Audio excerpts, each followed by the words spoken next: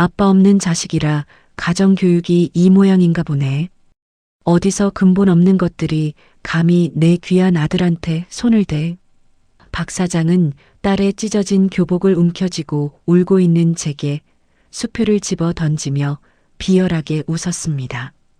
가난하고 힘없는 싱글맘이라 당해야 했던 그날의 굴욕. 하지만 박 사장은 알지 못했습니다. 그가 매달려 있던 태성그룹의 실세가 바로 지금 자기 발밑에서 조롱당하는 이 여자라는 사실을요. 오만한 자가 가진 모든 것을 산산조각 내는 통쾌한 참교육. 구독과 좋아요를 눌러주시면 행복이 찾아옵니다. 오늘의 사연 시작합니다. 서지수가 낡은 캔버스와 발소리를 죽이며 화려한 대리석 바닥이 깔린 명문중학교 교무실 문을 다급하게 열었습니다. 교무실 한가운데에는 흙투성이가 된 찢어진 교복을 입은 서윤아가 고개를 푹 숙인 채 서 있었습니다. 서윤아의 뺨에는 시퍼런 멍이 선명하게 자리 잡고 있었습니다. 그 맞은편에는 명품 운동화를 신고 짝다리를 짚은 박호진이 껌을 씹으며 삐딱하게 서 있었습니다. 박호진의 옆에는 굵은 금목걸이를 차고 화려한 명품 정장을 빼입은 박강철이 교장과 마주 앉아 있었습니다.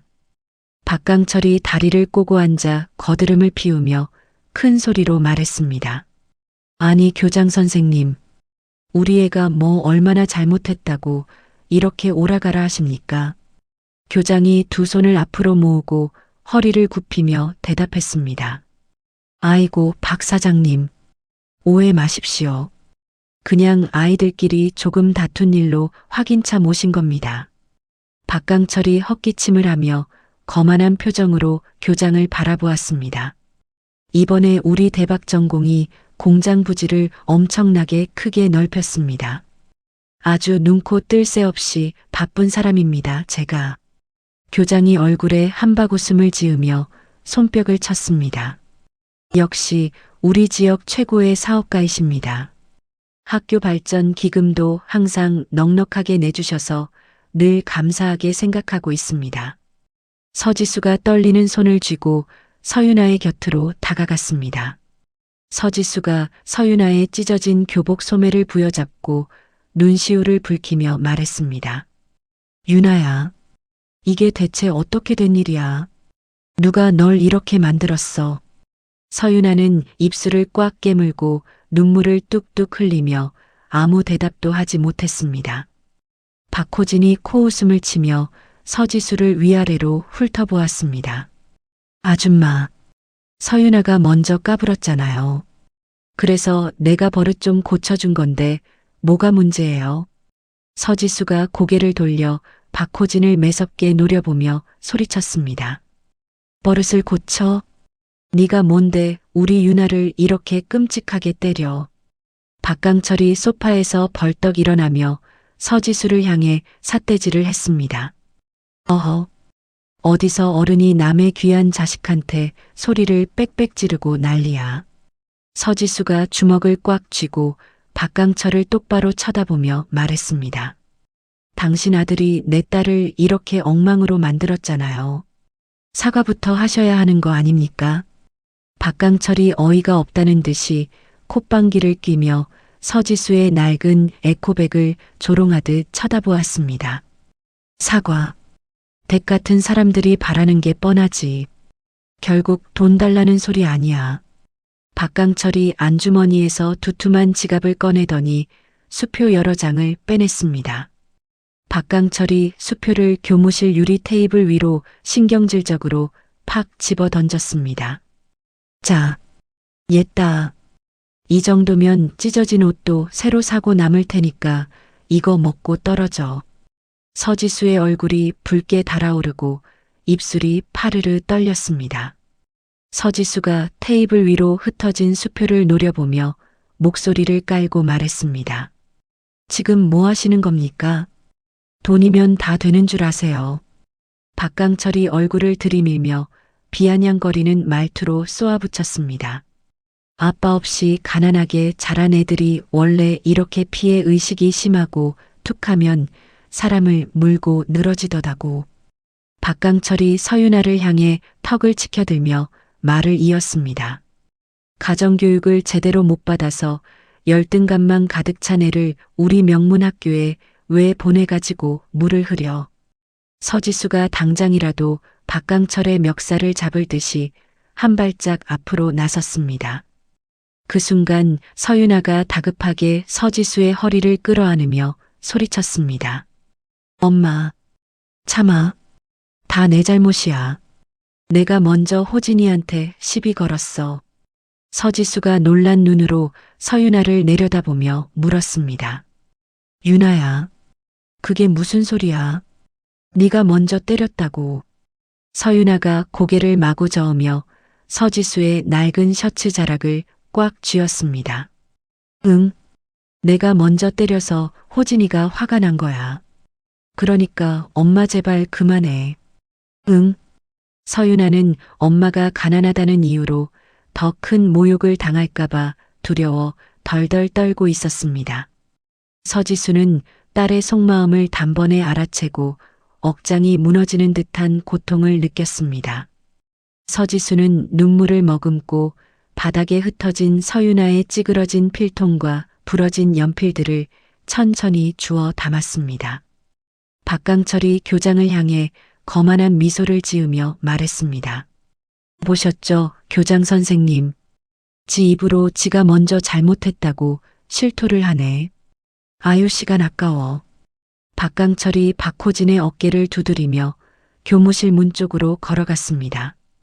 호진아, 가자. 저런 질 떨어지는 애들이랑 엮이면 너만 피곤해진다. 박강철 부자는 마치 큰 전쟁에서 승리라도 한 것처럼 콧노래를 부르며 교무실을 빠져나갔습니다. 교장이 테이블 위에 수표를 주어 서지수에게 내밀며 혀를 찼습니다. 서윤아 어머니, 그냥 똥 밟았다 생각하시고 이 돈 받아서 조용히 합의하시죠. 교장이 안경을 치켜 올리며 은근한 협박조로 말을 이었습니다. 여기서 일 더 키워봤자 유나만 학교 생활하기 힘들어집니다. 제 말 무슨 뜻인지 아시겠죠? 서지수는 교장이 내미는 돈을 무시하고 서윤아의 어깨를 감싸 안았습니다. 서지수가 차갑게 가라앉은 목소리로 교장에게 대답했습니다. 합의할 생각 없습니다. 학교에서 어떻게 처리하는지 두 눈 뜨고 지켜보겠습니다. 서지수는 서윤아를 데리고 교무실을 나섰습니다. 복도를 걸어가는 동안 서윤아는 계속해서 숨죽여 울었습니다. 서지수가 학교 정문 앞에서 택시를 잡아 서윤아를 뒷좌석에 태우며 다정하게 말했습니다. 윤아야, 오늘은 집에 가서 푹 쉬어. 엄마가 이따가 맛있는 거 사가지고 갈게. 서윤아가 눈물이 그득한 눈으로 서지수를 바라보며 걱정스럽게 물었습니다.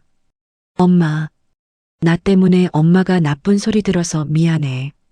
서지수가 억지로 환한 미소를 지으며 서윤아의 머리를 쓰다듬었습니다.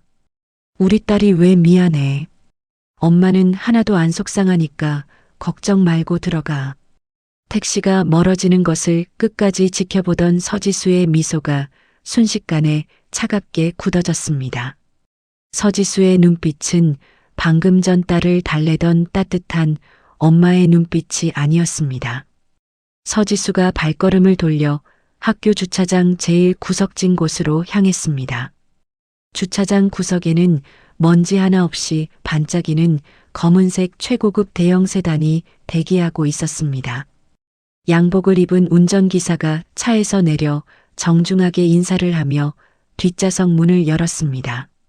서지수가 뒷좌석에 올라타자마자 서늘한 목소리로 지시했습니다. 본사로 출발해. 부드러운 엔진 소리와 함께 대형 세단이 미끄러지듯 학교를 빠져나갔습니다. 서지수가 휴대전화를 꺼내 단축 번호를 눌렀습니다. 신호음이 한번 울리기도 전에 상대방이 전화를 받았습니다. 서지수가 차창 밖의 풍경을 무표정하게 바라보며 말했습니다. 최도윤 팀장, 지금 당장 사람 하나 뒷조사 좀 해줘야겠어. 전화기 너머로 태성그룹 법무팀장 최도윤의 묵직한 목소리가 들려왔습니다. 네, 대표님. 누구를 알아볼까요? 서지수가 꽉 쥔 주먹을 부들부들 떨며 대답했습니다. 이름은 박강철. 대박 전공이라는 공장 사장이야. 서지수가 숨을 깊게 들이마시고 말을 이었습니다. 그 인간이 가진 재산이 얼마나 되는지, 어떻게 돈을 벌었는지 아주 먼지한 톨까지 싹 다 털어. 최도윤이 한치의 망설임도 없이 즉각 대답했습니다. 알겠습니다. 바로 확인해서 보고드리겠습니다. 세단이 화려한 도심을 가로질러 거대한 태성그룹 본사 건물 지하 주차장으로 들어섰습니다. 서지수가 대표이사 전용 엘리베이터를 타고 최고층 집무실로 올라갔습니다. 집무실 책상에 앉자마자 최도윤이 태블릿을 들고 들어왔습니다. 최도윤이 서지수 앞에 태블릿을 내려놓으며 보고했습니다. 대표님, 지시하신 박강철에 대한 조사가 모두 끝났습니다. 서지수가 매서운 눈으로 모니터를 응시하며 물었습니다. 뭐 하는 인간인지 빨리 말해봐. 최도윤이 태블릿 화면을 넘기며 또박또박 설명했습니다. 대박 전공은 우리 태성그룹 핵심 계열사의 물건을 납품하는 하청업체입니다. 서지수가 눈썹을 꿈틀거리며 놀란 듯 물었습니다. 우리 회사 하청업체라고. 최도윤이 고개를 끄덕이며 진지한 표정으로 대답했습니다. 네, 맞습니다. 우리가 만드는 기계에 들어가는 부품을 납품하는 아주 영세한 곳입니다. 서지수가 차가운 비소를 흘리며 의자에 등을 기대었습니다. 겨우 우리 회사 끄트머리에 붙어먹고 사는 주제에 감히 내 딸을 건드렸단 말이지. 최도윤이 화면에 박강철의 사진을 띄우며 추가로 보고했습니다. 최근에 박강철이 무리하게 돈을 빌려 공장을 엄청나게 크게 넓혔습니다. 최도윤이 서류를 손가락으로 짚으며 말을 이었습니다. 그래서 지금 빚이 산더미고 이번에 우리 태성그룹과 계약을 연장하지 못하면 바로 공장이 망할 위기입니다. 서지수가 모니터 속 박강철의 환하게 웃는 사진을 뚫어지게 쳐다보았습니다. 서지수가 책상 위를 손가락으로 톡톡 두드리며 낮게 의조렸습니다. 그래, 계약 연장에 목숨을 걸고 있다 이거지. 최도윤이 서지수의 안색을 살피며 조심스럽게 물었습니다. 대표님, 혹시 유나 아가씨에게 무슨 일이 생겼습니까? 서지수가 주먹을 꽉 쥐며 깊은 한숨을 내쉬었습니다. 그 쓰레기 같은 인간 아들이 우리 유나를 샌드백처럼 때렸어. 최도윤의 눈동자가 크게 흔들리며 표정이 무섭게 굳어졌습니다. 아니, 유나 아가씨를요. 제가 당장 놈들을 손보겠습니다. 서지수가 손을 들어 최도윤을 제지하며 단호하게 말했습니다. 아니, 어설프게 건드리면 안 돼. 아주 뼈저리게 후회하게 만들어야 해. 서지수가 자리에서 천천히 일어나 커다란 통유리창 밖으로 서울 시내를 내려다보았습니다.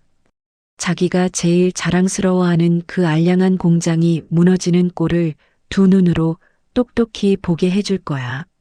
서지수가 창밖을 향해 턱을 괴고 서서 날카로운 목소리로 명령했습니다. 최 팀장, 당장 우리 회사랑 거래하는 은행장들한테 전부 연락해. 최도윤이 수첩을 꺼내 들며 대답했습니다. 은행 쪽에 어떤 지시를 내릴까요? 서지수가 뒤를 돌아보며 서늘하게 지시했습니다. 대박 전공 이름으로 대출 심사 들어온 거 전부 다 중단시키라고 해. 단돈 10원도 빌려주지 못하게 막아. 최도윤이 허리를 숙이며 깎듯이 대답했습니다. 네, 바로 조치하겠습니다. 서지수가 책상 서랍에서 태성그룹 하청업체 계약서 뭉치를 꺼내 바닥으로 내동댕이 쳤습니다. 품질관리팀에 당장 연락해서 대박 전공에서 들어오는 부품들 싹 다 기습 검사하라고 해. 최도윤이 서류를 주워 담으며 재빠르게 대답했습니다. 네, 제가 직접 품질관리팀을 이끌고 공장으로 내려가겠습니다. 서지수가 의자에 깊숙이 기대앉으며 팔짱을 꼈습니다. 털어서 먼지 하나 안 나오는 공장은 없어. 특히 저런 허세에 찌든 인간이 운영하는 곳이라면 더러운 짓거리를 잔뜩 해놨겠지. 서지수가 딸 서윤아의 눈물을 떠올리며 허공을 매섭게 노려보았습니다. 다음 날 오전 햇살이 화사하게 비치는 최고급 브런치 카페 안이었습니다. 박강철이 화려한 금장 시계가 찬 손목을 흔들며 커피잔을 우아하게 들어 올렸습니다. 주변에는 값비싼 옷을 입은 동네 학부모들이 박강철의 입만 바라보며 앉아 있었습니다. 박강철이 커피를 한 모금 마시고 입맛을 다시며 말했습니다. 아유 동네 물이 왜 이렇게 흐려졌는지 모르겠습니다. 맞은편에 앉은 학부모가 맞장구를 치며 손뼉을 쳤습니다. 맞아요, 사장님. 어제 학교에서 무슨 일이 있었다면서요? 박강철이 테이블 위로 몸을 쑥 내밀며 목소리를 깔았습니다. 그 아빠 없이 자란 서윤아라는 애 있잖아요. 우리 호진이를 괴롭히고 먼저 때렸지 뭡니까? 학부모들이 입을 틀어막으며 놀란 표정을 지었습니다. 박강철이 혀를 차며 고개를 절레절레 흔들었습니다. 가정교육을 못 받아서 애가 아주 질이 나빠요. 그런 문제아는 당장 학교에서 쫓아내야 합니다. 다른 학부모가 박강철의 빈잔에 물을 채워주며 아부했습니다. 역시 우리 사장님이 해안이 있으십니다. 태성그룹이랑 큰 사업을 하시는 분이라 사람 보는 눈이 다르네요. 박강철이 어깨를 으쓱하며 거드름을 피웠습니다. 이번에 태성그룹 본사에서 우리 대박 전공 없이는 공장을 못 돌리겠다고 아주 사정을 하더라고요. 박강철이 호탕하게 웃으며 자리에서 일어났습니다. 제가 오늘 은행장들을 만나서 돈을 아주 크게 빌리기로 했습니다. 바빠서 이만 가봐야겠습니다. 학부모들이 일제히 일어나 박강철을 향해 허리를 굽혀 인사했습니다. 같은 시각 태성그룹 최고층 대표이사 집무실이었습니다. 서지수가 단정한 검은색 정장을 입고 서류 뭉치를 매섭게 넘기고 있었습니다. 최도윤이 굳은 표정으로 서지수 앞에 서서 태블릿을 조작했습니다. 서지수가 서류에서 눈을 떼지 않고 날카롭게 지시했습니다. 최 팀장, 박강철이 은행에서 돈을 빌리는 건 다 막았어. 최도윤이 고개를 끄덕이며 또렷한 목소리로 대답했습니다. 네 대표님, 시중 은행장들에게 모두 연락해서 대박 전공이라는 이름으로는 단돈 1,000원도 내주지 말라고 지시했습니다. 서지수가 차가운 미소를 지으며 만년필을 책상 위에 툭 내려놓았습니다. 공장 부지를 넓히느라 돈이 말랐을 텐데 오늘 아주 피가 바짝바짝 마르겠네. 서지수가 자리에서 일어나 통유리창 앞을 서성이며 말을 이었습니다. 품질관리팀은 당장 대박전공 공장으로 내려보내. 거기서 만드는 부품들 하나도 빠짐없이 전부 털어. 최도윤이 수첩에 내용을 적으며 대답했습니다. 지금 바로 검사관들을 공장으로 보내겠습니다. 한편 명문중학교 교실 안은 쥐 죽은 듯이 고요했습니다. 박호진이 짝다리를 짚고 서서 서윤아의 책상을 발로 쾅쾅 걷어찼습니다. 야 서윤아, 너 당장 강제 전학 간다며. 서윤아는 입술을 꽉 깨물고 두 손을 무릎 위에 올린 채 바닥만 바라보았습니다. 박호진이 낄낄거리며 서윤아의 가방을 낚아채 바닥에 쏟아버렸습니다. 교과서와 공책들이 교실 바닥으로 요란한 소리를 내며 흩어졌습니다. 박호진이 발로 교과서들을 툭툭 차며 교실 뒤쪽 쓰레기통으로 밀어 넣었습니다. 아빠도 없는 거지는 우리 학교에 어울리지 않으니까 빨리 꺼져. 박호진을 따르는 무리가 일제히 손뼉을 치며 서윤아를 향해 비웃음을 던졌습니다. 서윤아가 눈물을 뚝뚝 흘리며 바닥을 기어 교과서를 줍기 시작했습니다. 바로 그때 교실 뒷문으로 담임교사가 들어왔습니다. 담임교사가 교실 바닥에 나뒹구는 책들과 울고 있는 서윤아를 발견하고 걸음을 멈췄습니다. 담임교사가 박호진을 혼내려 입을 때려던 순간 박강철이 낸 거액의 학교 발전 기금이 떠올랐습니다. 담임교사가 못 본 척 고개를 돌리고 다시 교실 밖으로 훌쩍 나가버렸습니다. 서윤아는 아무도 도와주지 않는 텅 빈 교실에서 혼자 흩어진 공책을 껴안고 숨죽여 울었습니다. 오후 시간이 되자 대박전공 공장 마당으로 태성그룹 로고가 박힌 검은색 승합차 여러 대가 들이닥쳤습니다. 태성그룹 품질 검사관 수십 명이 차에서 내려 공장 안으로 뛰어들어갔습니다. 검사관들이 시끄럽게 돌아가던 공장 기계 전원을 강제로 끄고 생산 라인을 멈춰 세웠습니다. 공장장이 허둥지둥 달려나와 검사관들의 앞을 막아섰습니다. 공장장이 땀을 뻘뻘 흘리며 소리쳤습니다. 아니 갑자기 이렇게 기계를 끄면 어떡합니까? 품질관리팀장이 공장장을 밀치며 창고 쪽으로 걸어갔습니다. 본사 지시입니다. 오늘부터 대박전공에서 납품하는 모든 부품을 다시 검사하겠습니다. 팀장이 창고 문을 열어젖히자 산더미처럼 쌓인 납품 예정 물량들이 보였습니다. 검사관들이 상자를 뜯어 부품들을 이리저리 살피고 기계로 측정을 시작했습니다. 팀장이 불량 부품 하나를 집어들고 공장장의 얼굴 앞에 들이밀었습니다. 이거 뭡니까?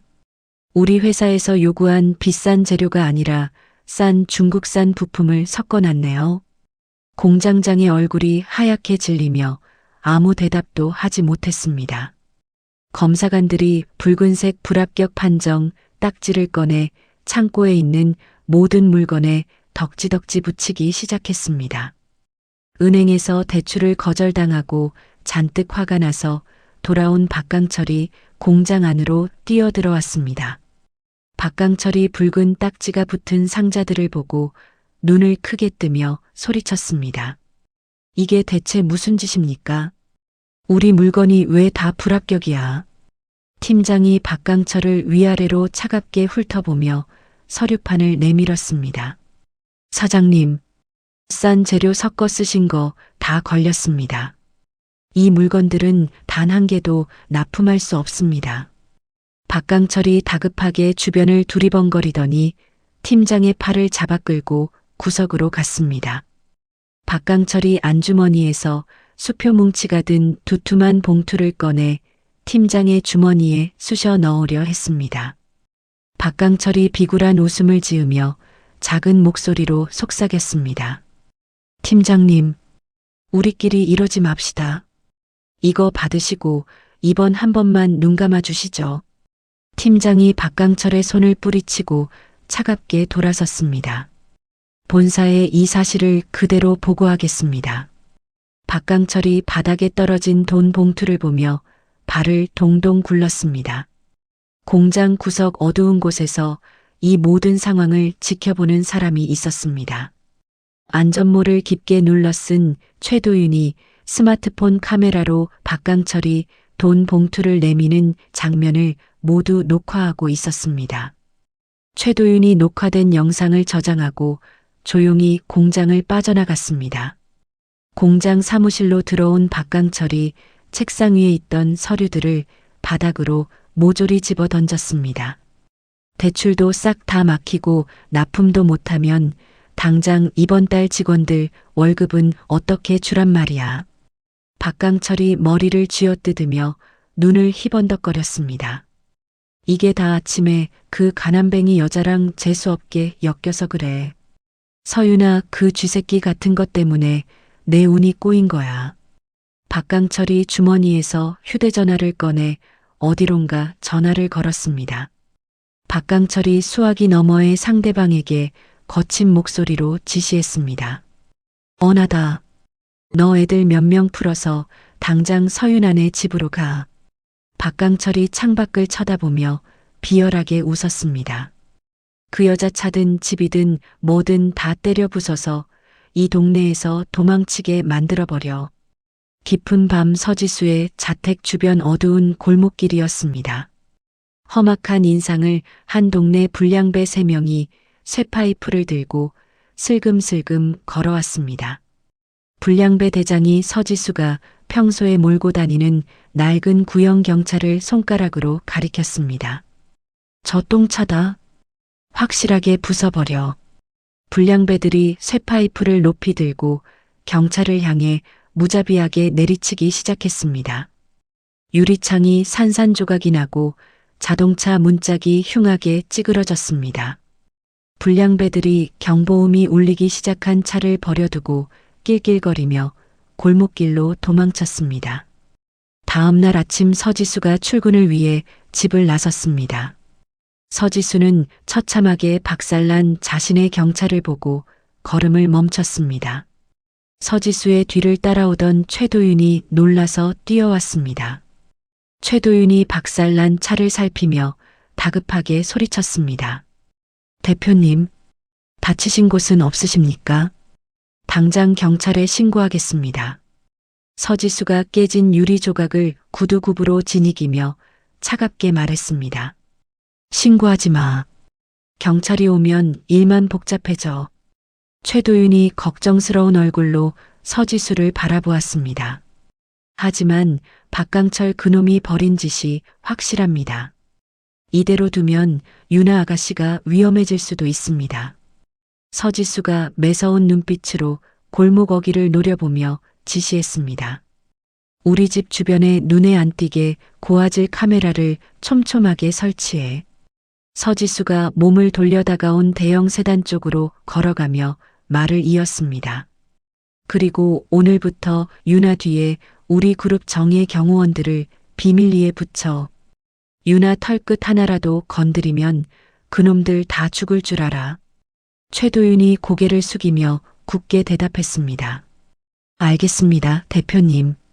유나 아가씨의 안전은 제가 목숨을 걸고 책임지겠습니다. 차에 올라탄 서지수가 최도윤을 향해 마지막 지시를 내렸습니다. 품질관리팀장한테 전해. 대박전공이 지금까지 5년 동안 우리 회사에 납품했던 물건들 전부 다시 추적하라고 해. 서지수가 서늘한 미소를 지으며 창밖으로 박살난 차를 응시했습니다.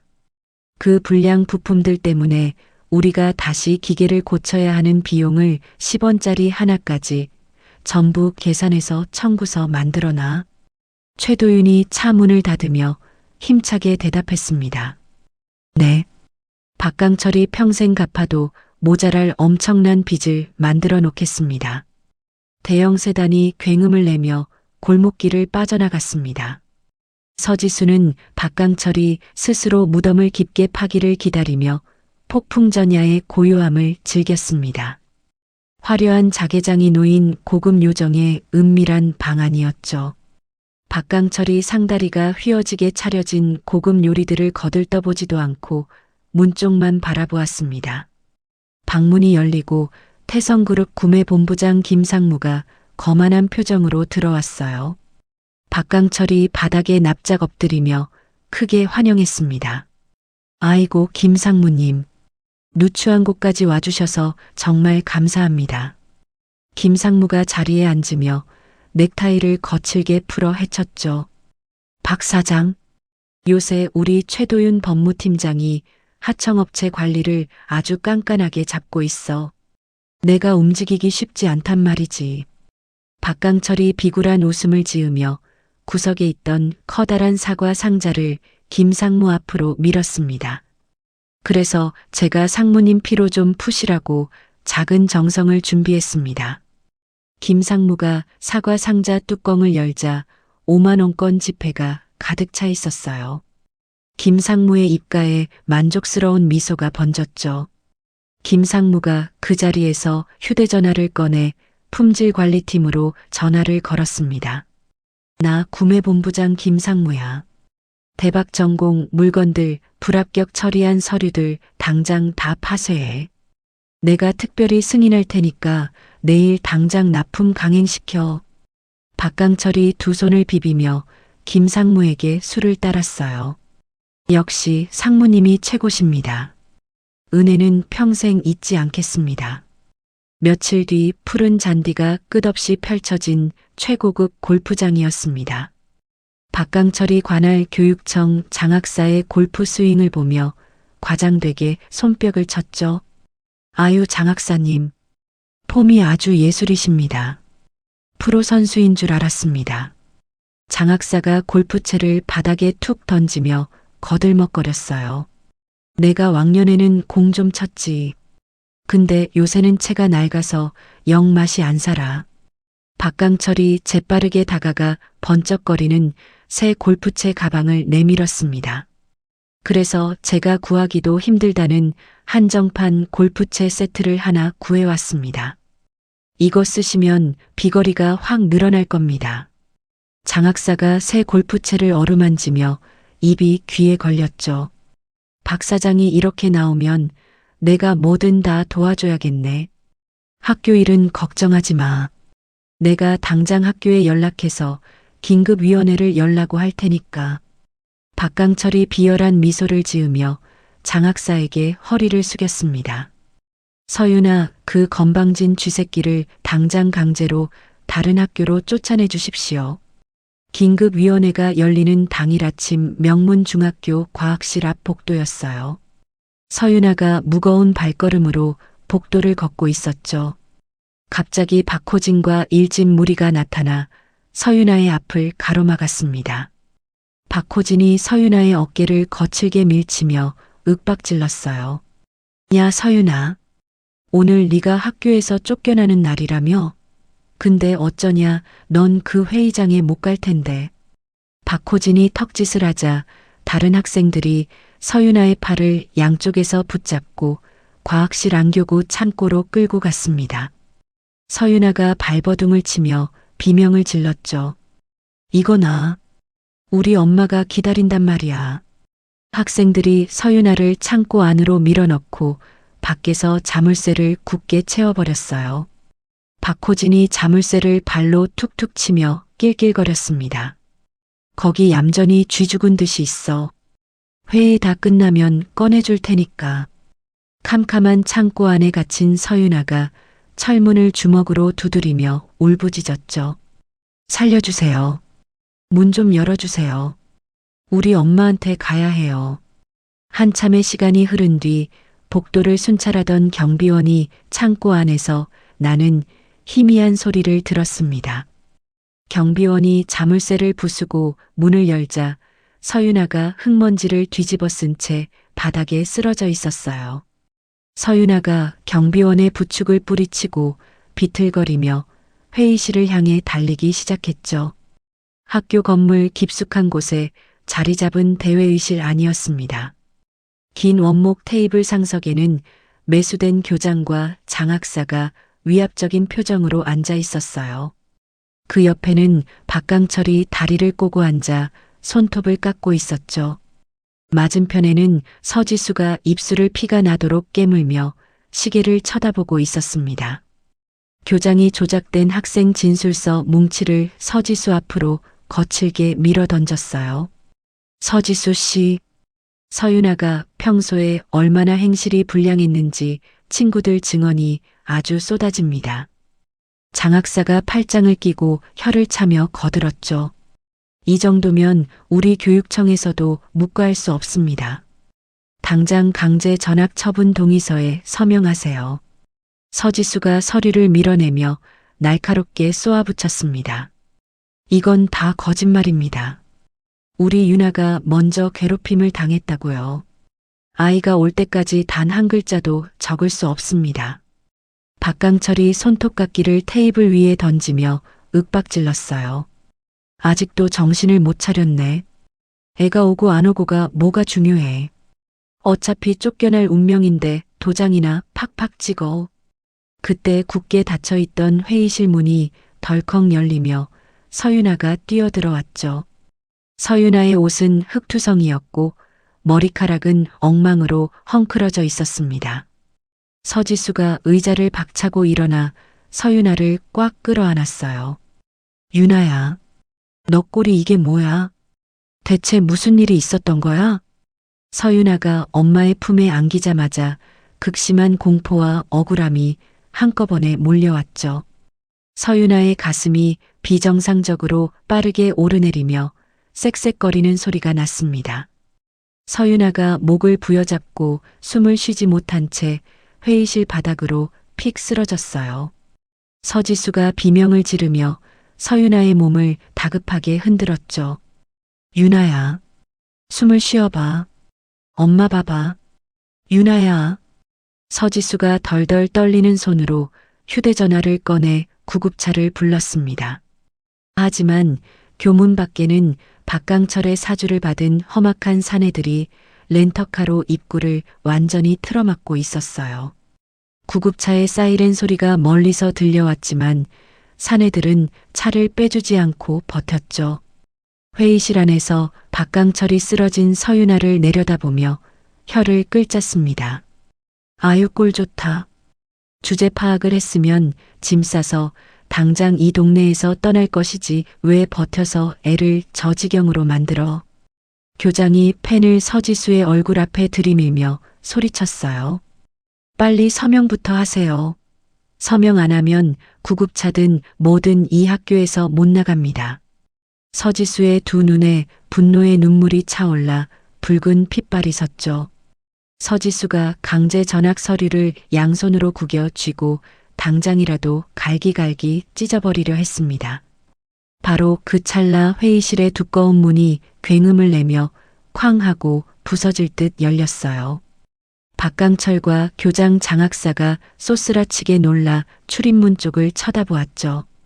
검은색 정장을 빈틈없이 차려입은 최도윤 법무팀장이 살기를 띤 눈빛으로 걸어 들어왔습니다. 최도윤의 뒤로는 건장한 체격의 수행원들이 위압적인 줄을 지어 따라 들어왔어요. 최도윤이 대한변호사협회 신분증과 법원이 발부한 서류를 테이블 위로 3개 내리쳤죠. 이 시간부로 본 위원회의 모든 징계 효력은 법적으로 정지됩니다. 건장한 수행원 2명이 신속하게 다가가 바닥에 쓰러진 서윤아를 안전하게 부축해 일으켰습니다. 회의실 안의 공기가 단숨에 꽁꽁 얼어붙었어요. 최도윤이 차가운 눈빛으로 대회의실 안을 천천히 훑어보았습니다. 최도윤의 시선이 테이블 위에 어지럽게 널린 조작된 진술서들에 머물렀죠. 최도윤이 안주머니에서 두툼한 서류 봉투를 꺼내 교장의 코앞으로 3개 내리쳤습니다. 이게 뭡니까? 당장 치우지 못합니까? 교장이 자리에서 펄쩍 뛰며 안경을 고쳐 썼어요. 최도윤이 넥타이를 거칠게 풀며 쩌렁쩌렁한 목소리로 외쳤습니다. 박강철 사장이 교장 선생님에게 학교 발전 기금 명목으로 몰래 보낸 불법 찬조금 이체 내역서 사본입니다. 교장의 얼굴에서 핏기가 싹 가시며 종이장처럼 하얗게 질렸습니다. 교장의 이마와 콧등에서 식은땀이 비오듯 쏟아지기 시작했죠. 교장이 허둥지둥 테이블 위로 2 손을 뻗어 서류를 낚아챘어요. 교장이 서류를 둥글게 구기며 구석에 놓인 파쇄기를 향해 미친 듯이 달려갔습니다. 이런 건 당장 없애버려야 해. 바로 그때 회의실 문 앞을 지키던 건장한 수행원 2명이 번개처럼 달려들었습니다. 수행원들이 교장의 양팔을 등 뒤로 강하게 꺾어 바닥에 무릎을 꿇렸죠. 아, 팔 부러집니다. 당신들 대체 뭡니까? 교장이 몸을 뒤틀며 짐승 같은 비명을 질렀어요. 최도윤이 파쇄기 앞으로 뚜벅뚜벅 걸어가 바닥에 떨어진 서류 뭉치를 다시 집어들었습니다. 최도윤이 곁에 앉은 장학사를 향해 서류를 펄럭이며 경고했습니다. 교육부 감사실에 이 비리 장부가 통째로 넘어가면 장학사님 모가지도 무사하지 못할 겁니다. 장학사가 마른 침을 꿀꺽 삼키며 자리에서 슬그머니 일어났죠. 저는 전혀 모르는 일입니다. 박강철 사장이 밥이나 한 끼 먹자고 해서 억지로 불려나온 자리일 뿐입니다. 장학사가 뒤도 돌아보지 않고 회의실 문 쪽으로 헐레벌떡 도망쳤습니다. 박강철이 당황한 표정으로 덜덜 떨며 바지 주머니를 마구 뒤적거렸어요. 박강철이 최신형 스마트폰을 꺼내 다급하게 번호를 꾹꾹 눌렀습니다. 김상무, 당장 전화 좀 받아보십시오. 일이 이상하게 돌아갑니다. 박강철이 스마트폰을 귀에 바짝 가져다 대고 발을 동동 굴렀죠. 하지만 수화기 너머로는 지금 거신 번호는 수신이 정지되었다는 차가운 기계음만 메아리 쳤습니다. 박강철이 스마트폰을 대리석 바닥에 패대기 치며 소리쳤어요. 아니, 대체 왜 전화가 끊긴 거야? 박강철이 씩씩거리며 최도윤의 앞을 가로막았습니다. 너 이 자식 대체 정체가 뭡니까? 어디서 남의 학교에 함부로 쳐들어와서 이따위 행패를 부려. 최도윤이 명함 지갑에서 금빛 로고가 박힌 명함을 꺼내 박강철의 가슴팍을 툭툭 쳤습니다. 저는 이 명문학교 재단의 최대 익명 후원자를 대리하는 대형 로펌 변호사 최도윤입니다. 박강철이 바닥에 떨어진 명함을 구둣발로 지지기며 콧방귀를 꼈죠. 익명 후원자? 아주 지나가던 소가 웃겠네. 박강철이 서지수를 향해 손가락질을 하며 비아냥거렸습니다. 아줌마, 어디서 불쌍한 과부척 눈물잔에서 돈 많은 사람 동정심이라도 샀나 봅니다. 박강철이 배를 부여잡고 낄낄거리며 웃음을 터뜨렸어요. 이깟 변호사 나부랭이 하나 데려왔다고 내가 겁먹을 줄 아십니까? 내 뒤에는 대한민국 재계 1위 태성그룹 본사 임원이 떡하니 버티고 있습니다. 서지수는 대꾸하지 않고 바닥에 쓰러진 서윤아를 의료진에게 넘겼습니다. 전문 의료진이 신속하게 서윤아를 들것에 싣고 대회의실을 쏜살같이 빠져나갔죠. 서지수가 천천히 몸을 일으켜 제압당한 교장 앞으로 다가갔습니다. 서지수가 외투 안주머니에서 붉은색 이동식 저장 장치를 꺼내 교장의 코앞에서 흔들었어요. 이 안에 교장 선생님이 박강철에게 돈을 받고 우리 윤아를 학폭위의 제물로 팔아넘긴 모든 통화 녹음과 증거가 원본으로 들어 있습니다. 교장이 바닥에 납작 엎드리며 두 손을 싹싹 비볐습니다. 서윤아 어머니, 제발 이번 한 번만 살려주십시오. 제가 돈에 눈이 잠시 멀었습니다. 서지수가 얼음장처럼 차가운 눈빛으로 교장을 쏘아보았죠. 용서해달라고요? 당신 같은 쓰레기에게 교육을 맡긴 제 자신을 용서할 수가 없습니다. 서지수가 몸을 획 돌려 박강철과 눈을 정면으로 맞췄습니다. 서지수가 박강철에게 한 발짝 다가가며 뼛속까지 시린 목소리로 말했어요. 박강철 사장님, 당신이 그렇게 입에 침이 마르도록 자랑하는 그 알량한 공장과 재산이 어떻게 산산조각 나는지 두 눈 똑바로 뜨고 지켜보십시오. 박강철이 허공에 주먹질을 하며 윽박질렀습니다. 어디서 아줌마 주제에 나한테 협박질입니까? 당장 내 눈앞에서 꺼지쇼. 서지수가 최도윤에게 가볍게 턱짓을 하고 회의실을 당당하게 빠져나갔죠. 최도윤과 수행원들이 서지수의 뒤를 그림자처럼 따라붙었습니다. 학교 정문을 빠져나온 최고급 대형 세단이 8차선 도로를 매섭게 질주했어요. 서지수가 뒷좌석에 앉아 핏발이 선 두 눈으로 창밖의 빌딩 숲을 노려보았습니다. 서지수가 앞좌석의 최도윤에게 날카롭게 명령을 내렸습니다. 최 팀장, 본사 도착하는 즉시 내부 감사팀 인력 전부 김상무 집무실로 투입해. 최도윤이 무전기를 켜고 즉시 통신망에 응답했죠. 네 대표님. 감사팀 전원에게 출동 대기 지시 내렸습니다. 대형 세단이 태성그룹 본사 정문에 요란한 타이어 마찰음을 내며 급정거했습니다. 서지수가 차 문을 박차고 내리자마자 굽 높은 구두 소리를 울리며 로비로 진입했어요. 서지수의 명령을 하달받은 수십 명의 감사팀 직원들이 비상계단을 타고 우르르 몰려나갔습니다. 감사팀장이 거침없이 발을 들어 김상무의 집무실 문을 강하게 걷어차 열었죠. 소파에 누워 태평하게 낮잠을 자던 김상무가 화들짝 놀라 몸을 용수철처럼 일으켰습니다. 당신들 대체 뭡니까? 감히 구매본부장 방에 함부로 쳐들어와. 김상무가 핏대를 세우며 감사팀장의 멱살을 움켜쥐려 했어요.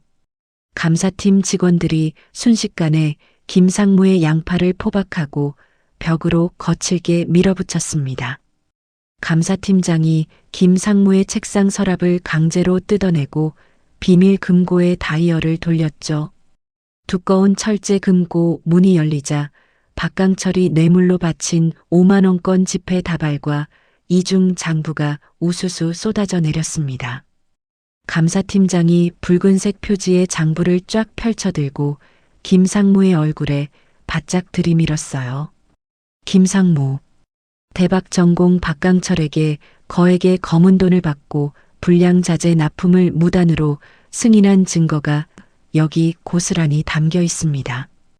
김상무의 무릎이 꺾이며 바닥으로 털썩 주저앉았습니다. 김상무가 덜덜 떨리는 손을 모으고 애처로운 목소리로 변명했죠. 아닙니다. 이건 전부 오해입니다. 박 사장이나 몰래 멋대로 놔두고 간 돈입니다. 감사팀 직원들이 김상무의 변명을 무시하고 컴퓨터 본체와 서류 더미를 커다란 상자에 모조리 쓸어 담았습니다. 같은 시각 명문중학교 재단 이사회 비밀 회의실에서도 큰 소동이 일어났어요. 재단 이사장이 원목 탁자를 주먹으로 쾅쾅 내리치며 소리쳤습니다. 당장 그 썩어 빠진 교장놈을 해임하고 교육청과 경찰에 고발장부터 접수하세요. 이사들이 허둥지둥 결제 서류를 챙기며 연신 고개를 끄덕였죠. 네, 이사장님. 최대 익명 후원자님의 엄중한 지시대로 모든 비리 증거 원본을 경찰서로 넘기겠습니다. 어스름한 해가 저물고 태성병원 맨 꼭대기층 BVIP 특별병동 안이었습니다. 새하얀 시트가 깔린 침대 위에 누워있던 서윤아가 긴 속눈썹을 파르르 떨며 천천히 눈을 떴어요. 서윤아가 낯선 샹들리에 조명을 쳐다보며 불안한 눈동자를 이리저리 굴렸습니다. 서지수가 서윤아의 작은 손을 양손으로 꽉 감싸쥐고 소리 없이 눈물을 뚝뚝 흘리고 있었죠. 서윤아가 메마른 입술을 달싹이며 힘없는 목소리로 서지수를 불렀습니다. 엄마, 나 왜 여기 누워있어? 우리 아까 학교 회의실에 있었잖아.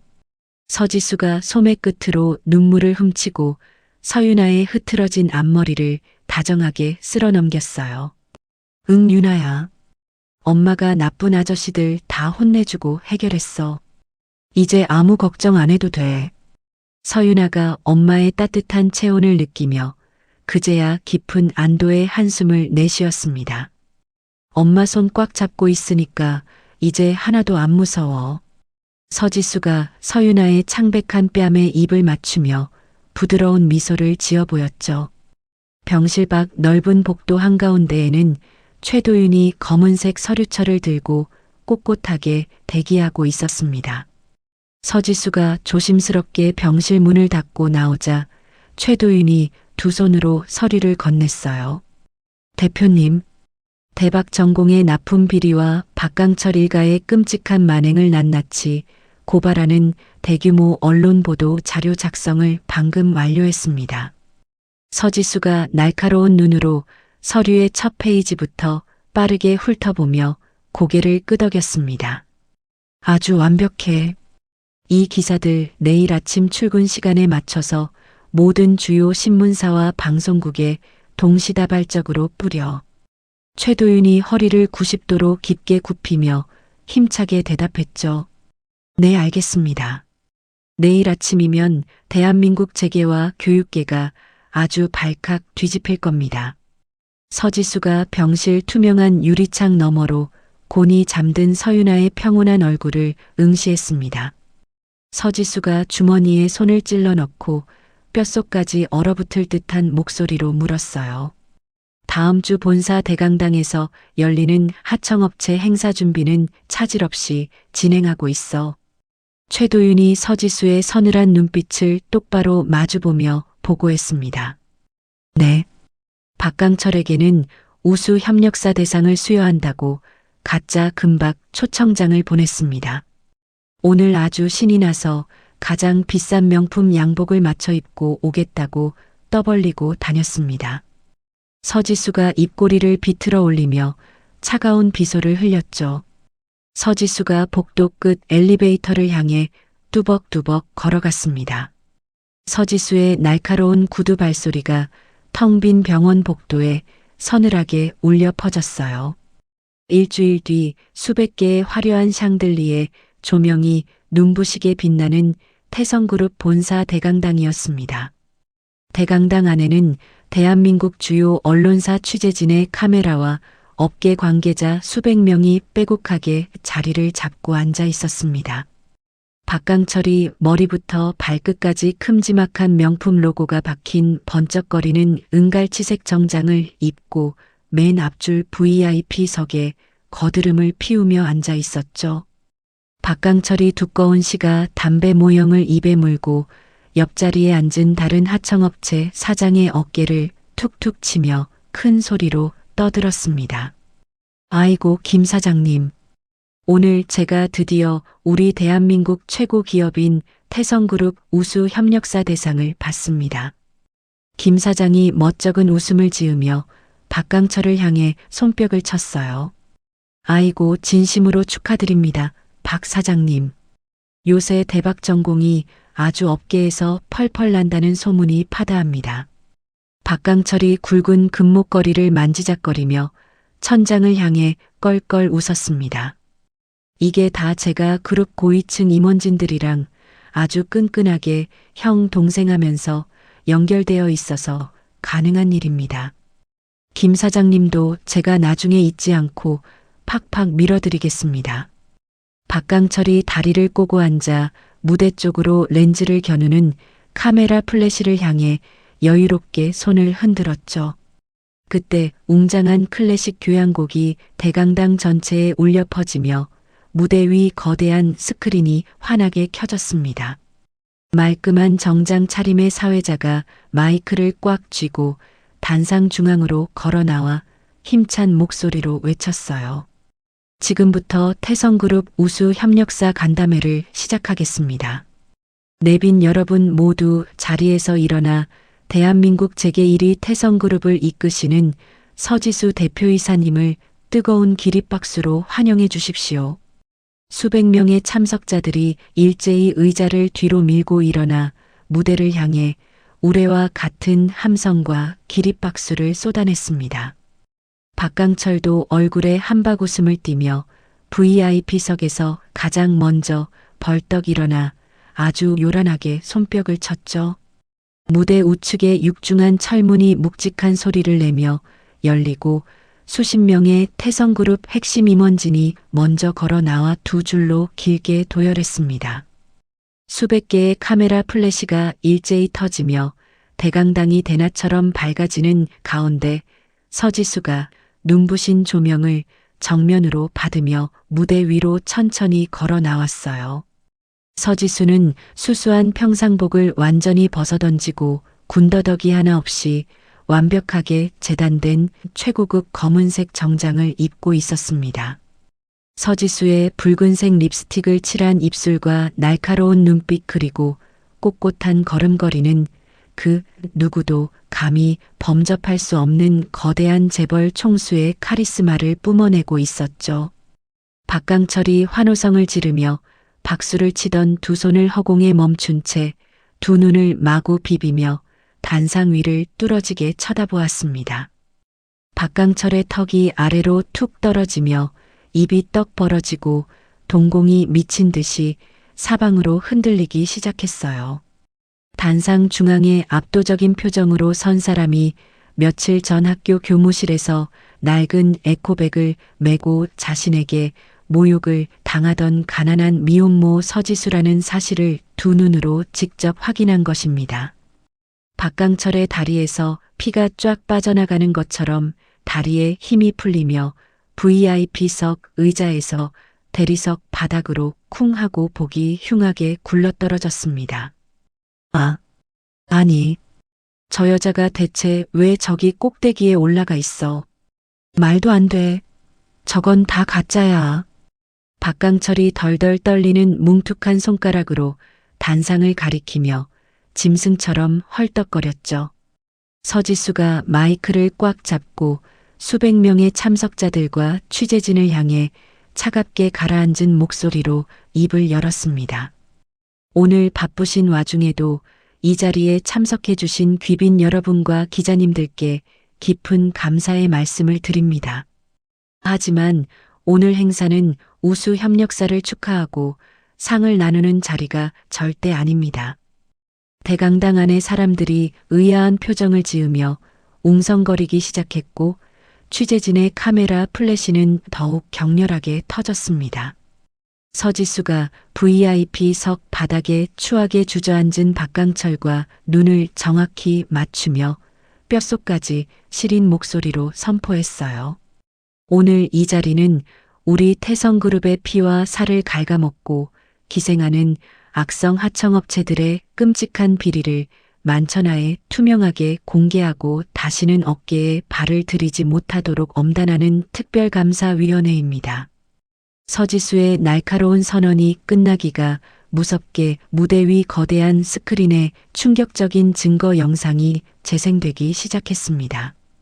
영상 속에는 박강철이 화려한 병풍이 쳐진 고급 요정 방 안에서 태성그룹 김상무에게 5만 원권 현금 다발이 가득 찬 사과 상자를 바치며 아부하는 장면이 고화질로 선명하게 담겨 있었죠. 이어서 대박전공 공장 창고에서 노동자들이 싼 중국산 불량 고철 부품을 태성그룹 정품 납품 상자에 몰래 섞어 넣는 적나라한 현장 사진들이 연속으로 휙휙 지나갔습니다. 수백 명의 취재진이 카메라 셔터를 미친 듯이 눌러대며 재계 1위 기업을 뒤흔든 이 엄청난 하청업체 스캔들을 카메라 렌즈에 쉴 새 없이 담았어요. 박강철이 양복 바지에 오줌을 지린 채로 바닥을 기어서 무대 바로 앞 카페까지 다가가 두 손을 싹싹 비비며 처절하게 울부짖었습니다. 네, 대표님. 제가 잠시 미쳐서 죽을 죄를 지었습니다. 제발 이번 한 번만 살려주십시오. 제가 앞으로 개처럼 기어다니며 평생 충성하겠습니다. 서지수가 단상 아래 카펫에 엎드린 박강철을 벌레 보듯 서늘하게 내려다보며 단호하게 최종 판결을 내렸죠. 우리 태성그룹은 이 시간부로 불량자재 고의 납품과 불법 뇌물 로비를 일삼은 대박전공과의 모든 하청 계약을 영구적으로 그리고 완전히 해지함을 공식 선언합니다. 박강철이 이마를 대리석 바닥에 쾅쾅 찌우며 피를 흘리며 오열했습니다. 아이고 대표님, 이렇게 갑자기 계약을 끊어버리시면 우리 공장은 당장 내일 문을 닫아야 합니다. 빚이 산더미라 우리 가족 다 길거리에 나앉아 굶어 죽습니다.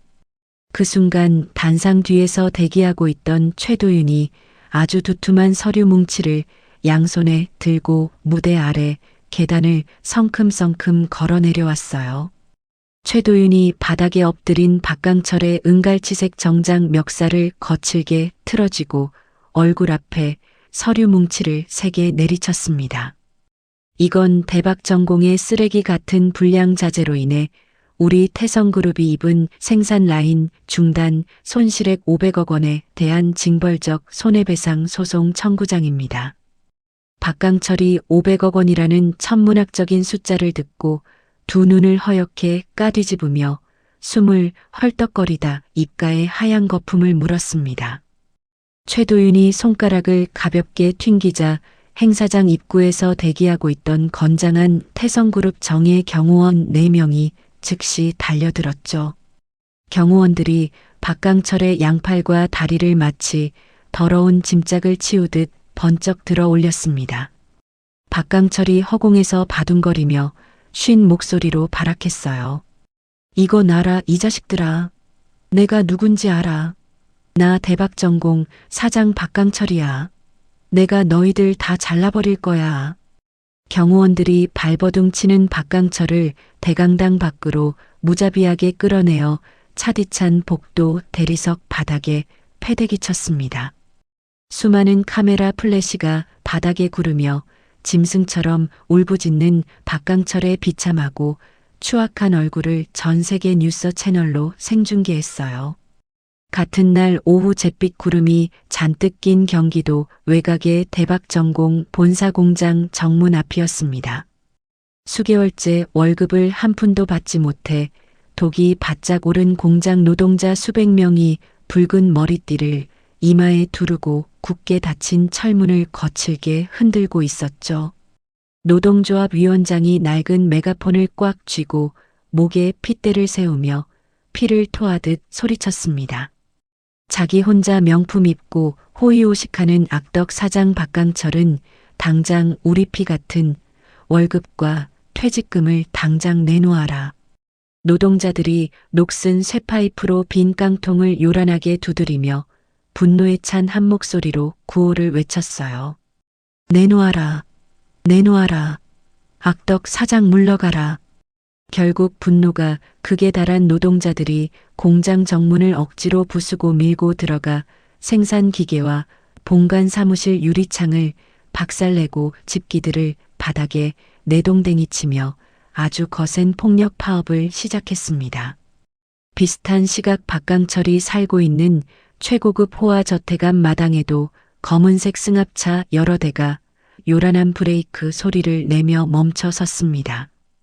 법원에서 나온 굳은 표정의 집행관들이 붉은색 가압류 딱지를 한 아름 들고 저택 대문을 강제로 부수고 들어갔죠. 집행관들이 저택 넓은 거실에 놓인 수천만 원짜리 이탈리아 수입산 가죽 소파와 100인치가 넘는 대형 텔레비전 화면에 자비 없이 붉은 딱지를 덕지덕지 붙였습니다. 박강철의 아내가 화장도 제대로 하지 못한 얼굴로 다이아몬드가 박힌 명품 가방을 가슴에 부둥켜 안고 집행관의 바짓가랑이를 매달리며 찢어지는 비명을 질렀어요. 아이고 선생님들, 대체 남의 집에서 이게 무슨 짓입니까? 이러시면 안 됩니다. 이건 다 제가 백화점 가서 제 돈으로 산 제 물건들입니다. 나이가 지긋한 집행관이 박강철의 아내를 거칠게 밀쳐내며 차갑고 사무적인 목소리로 대답했습니다. 사모님, 이미 오늘 오전 법원에서 대박전공과 박강철 사장 명의의 모든 재산에 가압류 명령이 떨어졌습니다. 이렇게 계속 방해하시면 공무집행 방해죄로 즉각 경찰에 체포하겠습니다. 그때 부서진 대문을 거칠게 열고 여러 명의 은행 지점장들이 땀에 젖은 양복을 휘날리며 씩씩거리며 뛰어들어왔죠. 얼굴이 불그락푸르락해진 은행 지점장 한 명이 바닥에 넘어진 박강철의 아내를 향해 삿대질을 하며 고함을 쳤습니다. 박강철 사장 당장 집에서 나오라고 하십시오. 오늘 태성그룹 발표 나자마자 대박전공 완전 부도 처리 났으니까 당장 우리가 빌려준 수십억 대출금 싹 다 토해내야 합니다. 저택 잔디 마당에는 커다란 레커차 세 대가 검은 매연을 뿜고 요란한 소리를 내며 거칠게 들어왔어요. 작업복을 입은 견인 기사들이 박강철이 평소 애지중지하며 닦던 최고급 수입 스포츠카 세 대의 바퀴에 두꺼운 쇠사슬 체인을 걸어 억지로 끌고 가기 시작했습니다. 박강철의 아내는 가구 하나 남지 않고 텅 빈 거실 바닥에 털썩 주저앉아 헝클어진 머리를 쥐어뜯으며 엉엉 소리 내어 통곡했죠. 다음 날 아침 지역 내 최고급 사립 명문 중학교 2학년 복도도 아주 시끄러운 소란으로 가득 찼습니다. 학교 폭력의 주동자였던 박호진이 잔뜩 겁에 질린 창백한 표정으로 가방을 끌어안고 교실 뒷문으로 도망치려 하고 있었어요. 하지만 평소 박호진의 돈을 보고 따르던 일진 무리들이 박호진의 멱살을 잡고 복도 딱딱한 바닥으로 거칠게 패대기 쳤죠. 덩치가 가장 큰 일진 대장이 박호진의 명치 부근 배를 묵직한 발로 강하게 걷어차며 얼굴에 침을 탁 뱉었습니다. 야 찐따 박호진. 내내 아빠 공장 태성그룹한테 까불다가 쫄딱 망해서 빚쟁이 알거지 됐다며? 그동안 돈 좀 있다고 우리한테 대장 노릇하더니 꼴 아주 좋다. 박호진이 아픈 배를 부여잡고 복도 바닥을 대굴대굴 구르며 눈물을 찔끔 흘리며 애원했어요. 얘들아 제발 이러지 마. 내가 그동안 너희한테 피자랑 햄버거 맛있는 것도 많이 사줬잖아. 한 번만 봐주라. 다른 불량 학생이 다가가 박호진이 입고 있던 수백만 원짜리 수입 브랜드 명품 패딩의 지퍼를 강제로 내리고 훌렁 벗겨냈습니다. 이제 넌 오늘 내일 하는 거지니까 이런 비싼 옷은 필요 없지? 넌 이제 얇은 교복이나 입고 다녀라. 이건 내가 앞으로 아주 잘 입어주마. 학생들이 일제히 박호진의 덥룩한 머리채를 잡고 뺨을 사정없이 양쪽으로 번갈아 후려치며 낄낄거렸죠.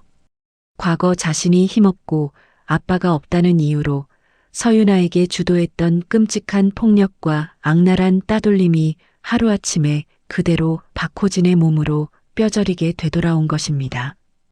그날 저녁 화려한 불빛이 반짝이는 도심의 야경이 통유리창 너머로 한눈에 쫙 내려다 보이는 스카이라운지 최고급 레스토랑이었습니다. 은은한 재즈 음악이 흐르는 레스토랑 안에는 오직 서지수와 서윤아 두 사람만이 하얀 식탁보가 깔린 원탁 테이블에 마주보고 앉아 있었어요. 서지수가 사랑하는 딸을 위해 수천만 원을 들여 레스토랑 전체를 통째로 하루 대관한 것입니다. 테이블 위에는 육즙이 가득한 최고급 한우 안심 스테이크와 신선한 랍스터 구이 그리고 달콤한 초콜릿 무스 케이크가 아주 먹음직스럽게 차려져 있었죠. 서윤아가 포크와 나이프를 서툴게 쥐고 스테이크를 한 조각 작게 썰어 입에 쏙 넣고 환하게 웃으며 말했습니다. 엄마, 이 고기 진짜 구름처럼 너무 부드럽고 솜사탕처럼 맛있어. 씹지도 않았는데 입에서 살살 녹아서 없어져 버려. 서지수가 자신의 몫으로 나온 스테이크를 큼지막하게 썰어 서윤아의 예쁜 접시에 더 덜어주며 아주 따뜻하고 자상한 미소를 지었어요. 우리 예쁜 딸 윤아가 이렇게 맛있게 냠냠 먹어주니까 엄마는 고기를 안 먹어도 배가 빵빵하게 부르네. 체하지 않게 꼭꼭 씹어서 천천히 많이 먹어. 서윤아가 입가에 묻은 소스를 닦아내며 투명한 유리창 너머로 반짝이는 도심의 화려한 불빛들을 바라보며 크게 감탄했습니다. 엄마 나 살면서 이렇게 높은 빌딩에서 밥 먹어보는 거 처음이야. 꼭 하늘 위 구름에 둥둥 떠서 밥 먹는 기분이야. 엄마는 마법사 같아. 서지수가 포도주스가 담긴 크리스털 와인 잔을 가볍게 들어 올리며 서윤아를 향해 부드럽게 웃었죠. 윤아야, 엄마가 약속할게. 앞으로는 우리 딸 눈에서 눈물 나는 일 절대 없게 만들 거야. 매일매일 이렇게 예쁜 곳만 데려오고 세상에서 제일 맛있는 것만 먹게 해줄게. 서지수가 고개를 천천히 돌려 창밖의 시내 풍경 중 아주 어두운 한 곳을 조용히 응시했습니다. 그곳은 전기가 모두 끊겨 칠흑같이 어둡게 변해버린 흉물스러운 대박전공 본사공장 건물이 덩그러니 서 있는 방향이었어요. 서지수의 입가에 그동안 가난한 미혼모로 살아오며 억눌렸던 깊은 서름과 딸을 괴롭힌 자들을 향한 뜨거운 분노가 시원하게 모두 씻겨 내려가는 듯한 아주 완벽하고 아름다운 사이다 미소가 부드럽게 번졌습니다. 박강철이 곰팡이 냄새가 코를 찌르는 비좁은 단칸방 구석에 털썩 주저앉아 있었습니다. 박강철이 싸구려 소주병의 뚜껑을 이빨로 거칠게 물어뜯어 열고는 병째로 입에 콸콸 털어 넣었죠. 박강철의 수염은 덥룩하게 자라 있었고 두 눈은 붉게 핏발이 서서 무섭게 번뜩였습니다. 그때 방문이 거칠게 열리며 박강철의 아내가 커다란 짐가방 2개를 양손에 꽉 쥐고 들어왔습니다. 아내가 박강철의 발밑에 하얀색 종이 한 장을 툭 던지며 차가운 목소리로 쏘아붙였어요. 당신, 이거 이혼 서류니까 당장 도장 찍어. 박강철이 소주병을 방바닥에 쾅 내려놓으며 종이를 집어들고 부들부들 떨었습니다. 여보, 당신 지금 나를 버리고 도망가겠다는 거야. 우리가 어떻게 살아온 부부인데 하루아침에 나한테 이럴 수가 있어. 아내가 코웃음을 치며 박강철을 위아래로 역겹다는 듯이 훑어보았습니다. 부부, 돈 많을 때나 부부지. 당신 지금 땡전 한 푼 없는 알거지잖아. 아내가 가방끈을 어깨에 고쳐 매며 매몰차게 돌아섰죠. 남은 금반지랑 현금은 내가 다 챙겼으니까 빚쟁이들한테는 당신이 알아서 변명해. 박강철이 무릎으로 바닥을 기어가 아내의 바짓가랑이를 2 손으로 덥석 붙잡고 애원했습니다. 여보, 제발 가지마. 내가 어떻게든 태성그룹 서지수 그 여자 앞에 가서 무릎 꿇고 싹싹 빌어서 다시 공장 살려낼게. 아내가 구둣발로 박강철의 명치를 강하게 걷어차며 소리쳤어요. 꿈깨. 당신은 이제 끝났어. 서지수 대표가 당신 같은 인간을 다시 쳐다볼 것 같아. 아내는 바닥에 뒹구는 박강철을 버려두고 단칸방 문을 쾅 닫으며 밖으로 나가버렸습니다. 박강철이 가슴을 부여잡고 방바닥을 대굴대굴 구르며 짐승처럼 울부짖었죠. 서지수, 서지수, 네가 감히 내 마누라까지 도망가게 만들어. 박강철이 벽에 머리를 미친 듯이 찌으며 분노를 참지 못하고 발악했습니다. 그때 현관문이 삐거덕 열리며 아들 박호진이 찢어진 바지를 입고 흙투성이가 된 얼굴로 들어왔어요. 박호진이 방 안을 두리번거리더니 박강철의 낡은 점퍼 주머니를 뒤지기 시작했습니다. 박강철이 바닥에서 몸을 일으키며 박호진의 손목을 꽉 낚아챘죠. 너 이 자식, 며칠 동안 집에 안 들어오더니 아비 지갑을 왜 뒤져? 박호진이 눈을 부릅뜨고 박강철의 손을 강하게 뿌리치며 윽박질렀습니다. 아빠 지갑에 10,000원짜리 한 장이라도 있어. 나 배고파 죽겠단 말이야. 박강철이 손바닥을 높이 치켜들고 박호진의 뺨을 향해 내리치려 했습니다. 이런 호로 자식? 아비가 이 꼴이 났는데 어디서 큰 소리야. 박호진이 박강철의 팔을 막아내며 바닥에 침을 탁 뱉었어요. 아빠가 태성그룹한테 까불다가 망해서 내가 학교에서 얼마나 두드려 맞고 다니는지 알아. 박호진이 바닥에 떨어진 동전 몇 개를 주워 주머니에 쑤셔 넣고 밖으로 뛰어나갔습니다. 나 이제 이딴 거지 같은 집구석에 다시는 안 들어올 거니까 아빠 혼자 잘 살아봐. 박강철이 멀어지는 아들의 뒷모습을 보며 2 주먹을 꽉 쥐고 온몸을 덜덜 떨었습니다. 그래, 내 마누라도 도망가고 내 아들까지 저꼴이 된 건 다 서지수 모녀 때문이야. 박강철의 눈동자가 초점을 잃고 광기에 사로잡혀 미친 듯이 희번덕거렸죠.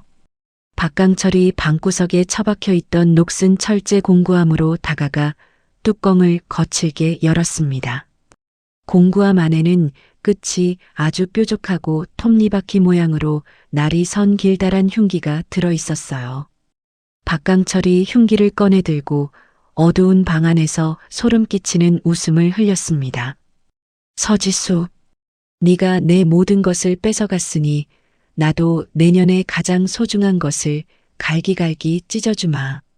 박강철이 흉기를 두꺼운 신문지로 둘둘 말아 검은색 점퍼 안주머니 깊숙한 곳에 숨겼습니다. 깊은 밤 서울 도심의 태성그룹 본사 정문 앞이었습니다. 박강철이 번호판을 다른 차의 것으로 훔쳐 바꿔단 낡은 불법 차량 운전석에 앉아 있었죠. 박강철이 운전대에 엎드려 그룹 본사 출입구를 뚫어지게 감시했습니다. 하지만 본사 건물 주변에는 검은색 양복을 입은 경호원들이 24시간 내내 철통같이 입구를 지키고 있었어요. 박강철이 신경질적으로 운전대를 주먹으로 쾅쾅 내리치며 욕설을 뱉었습니다. 빌어먹을.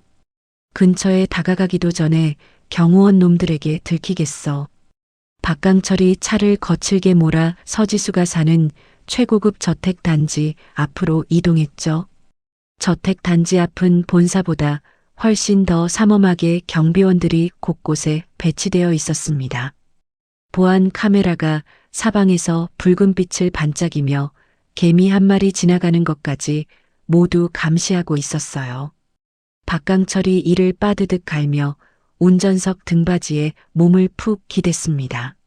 서지수, 네가 평생 집구석에만 숨어 있을 줄 알아. 박강철의 머릿속에 아주 잔인하고 끔찍한 생각이 번개처럼 스쳐 지나갔죠. 그래. 서지수 너한테 직접 다가갈 수 없다면 경호원들이 없는 곳에서 서윤아를 없애버리면 돼.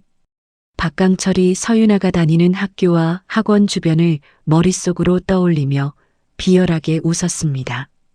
다음 날 늦은 오후 태성그룹 대표이사 집무실이었습니다. 서지수가 긴 회의용 탁자 상석에 앉아 외국 거래처 사람들과 아주 중요한 사업 이야기를 나누고 있었어요. 서지수가 유창한 말솜씨로 서류를 짚어가며 외국인 손님들에게 사업 계획을 설명했습니다. 그런데 갑자기 서지수의 가슴이 쿵 하고 내려앉으며 숨이 턱 막히는 극심한 불안감이 밀려왔죠. 서지수가 식은땀을 흘리며 가슴을 손으로 꽉 움켜쥐었습니다. 앞에 앉은 외국인 손님이 깜짝 놀라며 영어로 서지수에게 괜찮냐고 물었어요. 서지수가 창백한 얼굴로 억지로 미소를 지으며 회의실 밖으로 다급하게 뛰쳐나갔습니다. 서지수가 복도에서 대기하고 있던 최도윤을 향해 다리가 풀려 휘청거리며 다가갔죠. 최 팀장, 지금 당장 윤아 위치 찾아봐. 내 가슴이 찢어질 것 같이 불안해서 미치겠어. 최도윤이 놀라며 자신의 휴대전화 화면을 재빠르게 켰습니다. 대표님 진정하십시오. 제가 어제 윤아 아가씨 손목에 채워둔 위치 추적 시계를 바로 확인하겠습니다. 최도윤이 화면에 뜬 빨간색 점의 위치를 손가락으로 가리키며 보고했습니다. 지금 윤아 아가씨는 미술학원 수업을 마치고 학원 뒤쪽 좁은 골목길을 걸어가고 있습니다. 서지수가 벽을 짚고 숨을 헐떡거리며 최도윤의 팔을 꽉 잡았어요. 학원 뒷골목은 어둡고 CCTV 카메라도 없는 사각지대야. 당장 우리 경호팀 전부 데리고 차 돌려서 그쪽으로 출발해. 서지수가 최도윤을 앞질러 비상 엘리베이터를 향해 미친 듯이 달리기 시작했습니다. 최도윤이 무전기를 꺼내 경호팀 전원에게 긴급 출동 명령을 내리며 서지수의 뒤를 바짝 쫓았죠. 전 대원 즉시 탑승해라. 윤아 아가씨 구출 작전이다. 최고 속도로 학원 뒷골목으로 이동한다. 같은 시각 서윤아가 등 뒤에 커다란 미술 가방을 메고 번화가를 걷고 있었습니다. 서윤아가 아주 환하게 불이 켜진 빵집 진열대 앞에서 걸음을 멈췄어요. 진열대 안에는 하얀 생크림과 붉은 딸기가 예쁘게 올려진 작고 달콤한 조각 빵들이 가득했습니다. 서윤아가 빵집 문을 열고 들어가 아주머니에게 활기차게 인사했죠. 아주머니, 여기 하얀 생크림에 딸기 올라간 빵 한 조각 예쁘게 포장해 주세요. 빵집 아주머니가 빙그레 웃으며 상자에 빵을 담아 주었습니다. 우리 윤아 학생은 항상 이 빵만 사가네. 누구 주려고 이렇게 정성스럽게 고를까?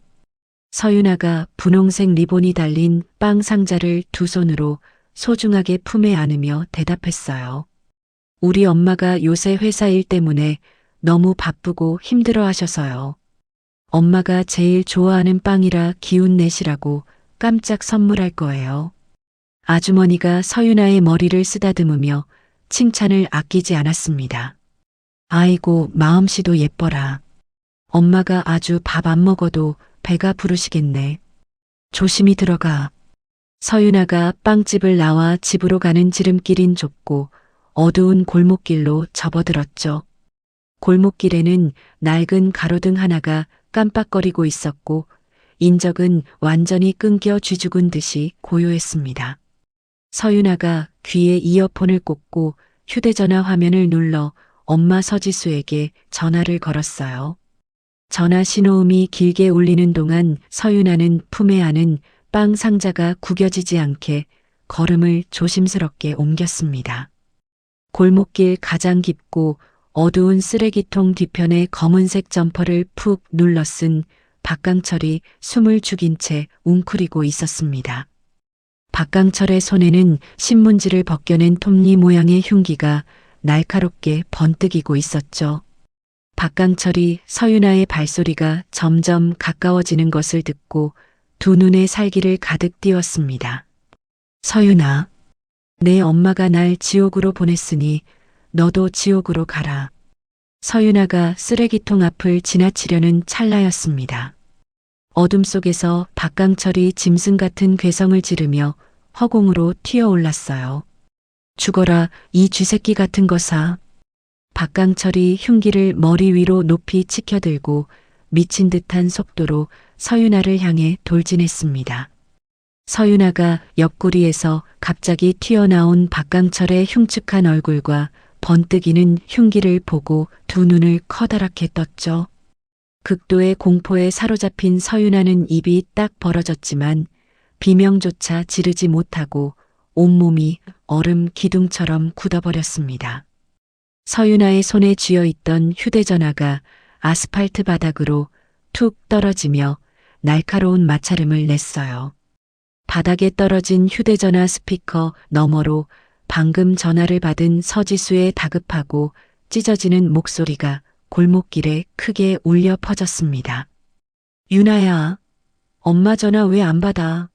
너 지금 어디야? 거기 누구 없어?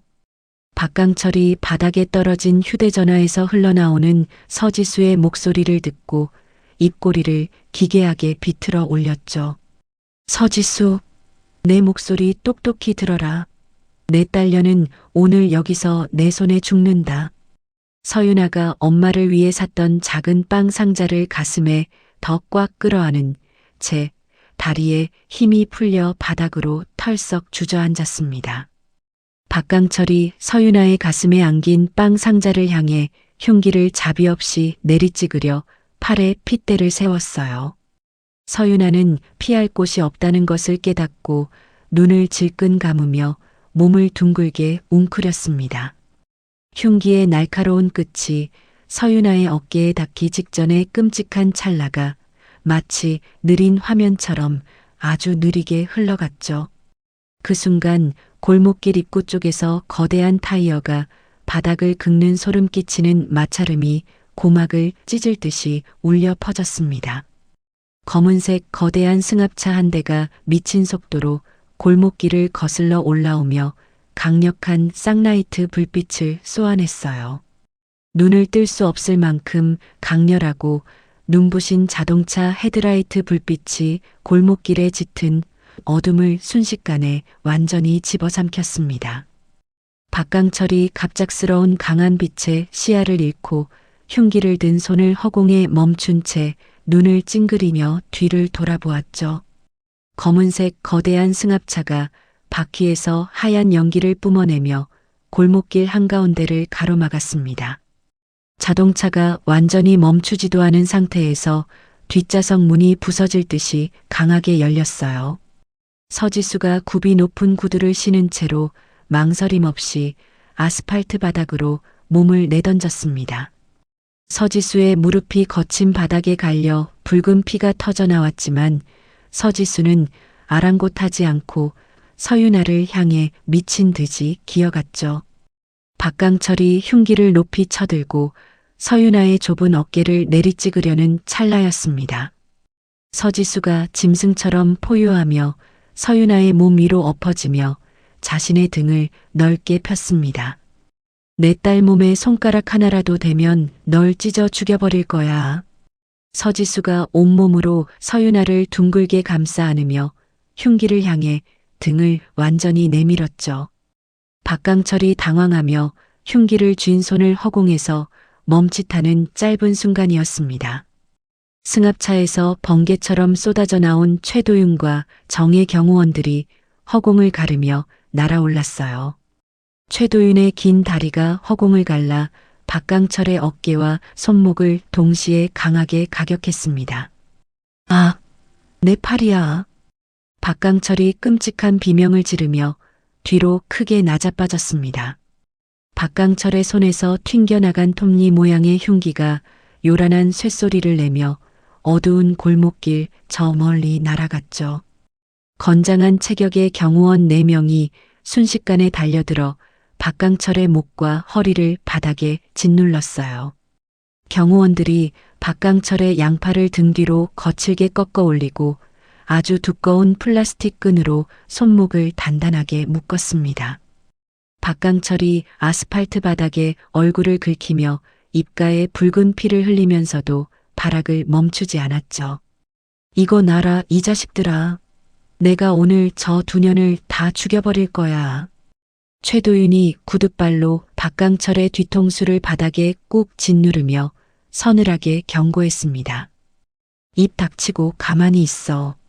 한 번만 더 주둥이를 놀리면 이 자리에서 숨통을 끊어놓겠다.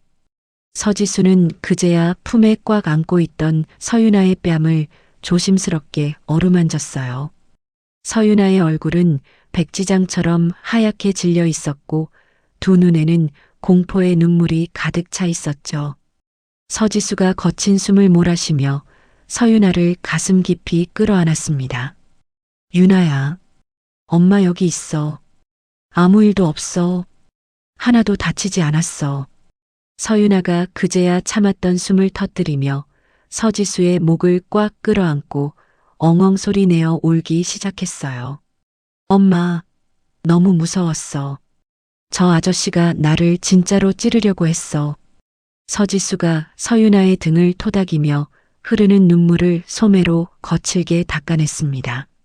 서지수가 바닥에서 천천히 몸을 일으켜 세우고 경호원들에게 짓눌린 박강철을 향해 뚜벅뚜벅 걸어갔죠. 서지수의 눈빛은 한치의 흔들림도 없는 차가운 얼음장 같았습니다. 서지수가 피를 흘리는 박강철을 굽어보며 뼛속까지 시린 목소리로 말했어요. 박강철, 넌 오늘 스스로 지옥문을 열고 들어간 거야. 박강철이 바닥에 얼굴이 짓눌린 채로 눈을 치켜뜨며 서지수에게 온갖 저주를 퍼부었습니다. 서지수 너 때문에 내 마누라도 도망가고 우리 아들도 쫓겨났어. 네가 내 인생을 망쳤어. 서지수가 차가운 미소를 지으며 구둣발로 박강철의 어깨를 툭툭 쳤죠. 내 인생을 망친 건 너의 그 역겨운 허영심과 쓰레기 같은 인성이야. 내 딸을 건드린 대가를 내 남은 인생 전부로 치르게 해주마. 요란한 경찰차 경광등 불빛과 경보음 소리가 밤하늘을 찢으며 골목길 양쪽을 완벽하게 에워쌌습니다. 수십 명의 경찰관들이 손전등을 켜고 달려와 박강철을 둥글게 포위했어요. 경찰관들이 박강철의 팔을 양쪽에서 붙잡고 억지로 일으켜 세우며 차가운 쇠고랑을 덜컥 채웠습니다. 당신을 사람을 해치려 한 현행범으로 체포합니다. 변호사를 부를 수 있고 말을 하지 않을 권리가 있습니다. 박강철이 수갑이 채워진 손으로 허공을 휘저으며 발악을 멈추지 않았죠. 이거 난 잘못 없어. 저 여자가 먼저 내 공장을 망하게 했단 말이야. 경찰관들이 박강철을 짐짝처럼 경찰차 뒷좌석에 거칠게 밀어 넣었습니다. 다른 경찰관들이 골목 어귀에 세워져 있던 박강철의 낡은 차량 트렁크를 강제로 열었어요. 트렁크 안에는 날이 시퍼렇게 선 커다란 흉기 여러 개와 불이 잘 붙는 기름통이 가득 실려 있었습니다. 경찰관이 놀란 표정으로 증거물들을 투명한 비닐에 담으며 혀를 찼죠. 이거 완전히 작정하고 사람을 해치려고 준비를 했네. 아주 악질 중의 악질입니다. 최도윤이 서지수의 곁으로 다가와 고개를 푹 숙이며 보고했습니다. 대표님, 태성그룹 법무팀에서 박강철이 과거에 회사 돈을 훔친 증거와 몰래 뇌물을 바친 장부를 모두 경찰서장에게 직접 넘겼습니다. 서지수가 경찰차 안에서 유리에 머리를 쿵쿵 박으며 고함을 치는 박강철을 노려보며 고개를 끄덕였어요. 수단과 방법을 가리지 말고 최고 형량을 받게 만들어 저 인간이 죽을 때까지 차가운 감옥 바닥에서 썩게 만들어야 해. 최도윤이 주먹을 꽉 쥐며 단호하게 대답했습니다. 명심하겠습니다. 절대 세상 밖으로 다시 나오지 못하게 완벽하게 처리하겠습니다. 몇 달의 시간이 흐르고 아주 크고 웅장한 법원 재판정이었습니다. 높은 단상 위에는 근엄한 표정의 판사가 앉아 있었고 방청석에는 수많은 취재진이 빽빽하게 몰려 있었죠. 푸른색 죄수복을 입은 박강철이 포승줄에 묶인 채로 피고인석에 웅크리고 앉아 있었습니다. 박강철의 얼굴은 뼈만 남은 것처럼 홀쭉했고 두 눈은 퀭하게 파여서 짐승 같았어요. 박강철이 갑자기 자리에서 벌떡 일어나더니 재판정 바닥에 뒹굴며 거품을 물고 헛소리를 하기 시작했습니다. 살려주세요. 서지수가 저기서 나를 노려보고 있어요. 악마가 나를 죽이려고 합니다. 박강철이 머리를 대리석 바닥에 쾅쾅 찌으며 추악하고 역겨운 연기를 펼쳤죠. 박강철의 변호사가 자리에서 일어나 판사를 향해 허리를 깊게 굽혔습니다. 존경하는 재판장님, 보시다시피 피고인은 전 재산을 잃은 충격으로 자신이 무슨 짓을 했는지도 모르는 심각한 정신병을 앓고 있습니다. 검사석에 앉아있던 검사가 코웃음을 치며 자리에서 일어났어요. 검사가 단상 앞으로 걸어나가 커다란 화면을 가리키며 목소리를 높였습니다. 재판장님, 저가짜 눈물쇼에 속으시면 안 됩니다. 지금부터 이 사건의 가장 큰 피해자인 서윤아 양의 화상 증언을 듣겠습니다. 재판정 안에 커다란 화면이 켜지며 아주 단정하고 차분한 모습의 서윤아가 나타났죠. 방청석 제일 뒷줄에 앉아있던 서지수가 화면 속 서윤아를 보며 두 손을 모아 쥐었습니다. 서윤아가 마이크에 입을 가까이 대고 아주 또렷하고 흔들림 없는 당당한 목소리로 말하기 시작했어요. 저 아저씨는 제가 아빠가 없다는 이유로 자기 아들을 시켜 저를 끔찍하게 괴롭히게 만들었습니다. 서윤아의 맑고 슬픈 목소리가 넓은 재판정 안에 쩌렁쩌렁 울려 퍼졌습니다. 제가 맞아서 다쳤을 때 저 아저씨는 수표를 던지며 제 어머니를 무시했고 억지로 저를 학교에서 쫓아내려고 했습니다. 화면 속 서윤아가 두 눈에 눈물을 머금고도 주먹을 꽉 쥐고 단호하게 말을 이었죠. 그리고 캄캄한 골목길에서 무서운 흉기를 들고 저를 진짜로 죽이려고 달려들었습니다. 저는 그날 밤의 공포 때문에 아직도 매일 약을 먹고 악몽을 꿉니다. 서윤아의 용기 있는 증언이 끝나자 방청석 곳곳에서 분노의 탄식이 터져나왔습니다. 바닥에서 뒹굴며 미친 척을 하던 박강철이 서윤아의 증언을 듣고 얼굴이 불그락푸르락 변했어요. 박강철이 벌떡 일어나 화면을 향해 삿대질을 하며 고래고래 소리를 질렀습니다. 저 건방진 쥐새끼가 어디서 뻔뻔하게 거짓말을 해. 내 엄마가 쳐놓은 덫에 내가 억울하게 빠진 거야. 판사가 나무망치를 세게 내리치며 박강철을 향해 벼락같이 호통을 쳤죠. 피고인은 당장 입 다물고 조용히 하세요. 정신을 놓았다더니 지금은 아주 말이 청산유수군요. 박강철이 판사의 무서운 호통에 어깨를 움츠리며 다시 의자에 털썩 주저앉았습니다. 판사가 두꺼운 서류를 집어들고 아주 엄숙하고 무거운 목소리로 읽어내려가기 시작했어요. 피고인 박강철은 자기가 가진 돈을 이용해 피해자 모녀를 악랄하게 짓밟고 협박했습니다. 재판정안은 판사의 목소리 외에는 숨소리조차 들리지 않을 만큼 조용했습니다. 거기다 앙심을 품고 어린 학생의 목숨을 빼앗으려 한 죄가 아주 무겁고 끔찍합니다. 회사 돈을 뒤로 빼돌리고 뇌물을 바친 더러운 범죄까지 모두 확인되었습니다. 판사가 서류를 덮고 박강철을 무섭게 쏘아보며 자비 없는 최종 판결을 내렸죠. 피고인 박강철에게 사람을 죽이려 하고 회사 돈을 도둑질한 모든 죄를 물어 징역 15년에 처합니다. 징역 15년이라는 선고가 떨어지자 박강철은 짐승처럼 통곡하며 바닥에 거품을 물고 쓰러졌습니다. 건장한 교도관들이 바닥에 쓰러진 박강철을 질질 끌고 재판정 밖으로 비참하게 끌고 나갔어요. 며칠 뒤 같은 재판정에서 다른 썩은 뿌리들에 대한 심판도 차례차례 이루어졌습니다. 박강철에게 돈 상자를 받고 불량 부품을 눈감아준 김상무 역시 죄수복을 입고 고개를 푹 숙이고 있었죠. 판사가 김상무에게도 아주 차갑고 매서운 판결을 내렸습니다.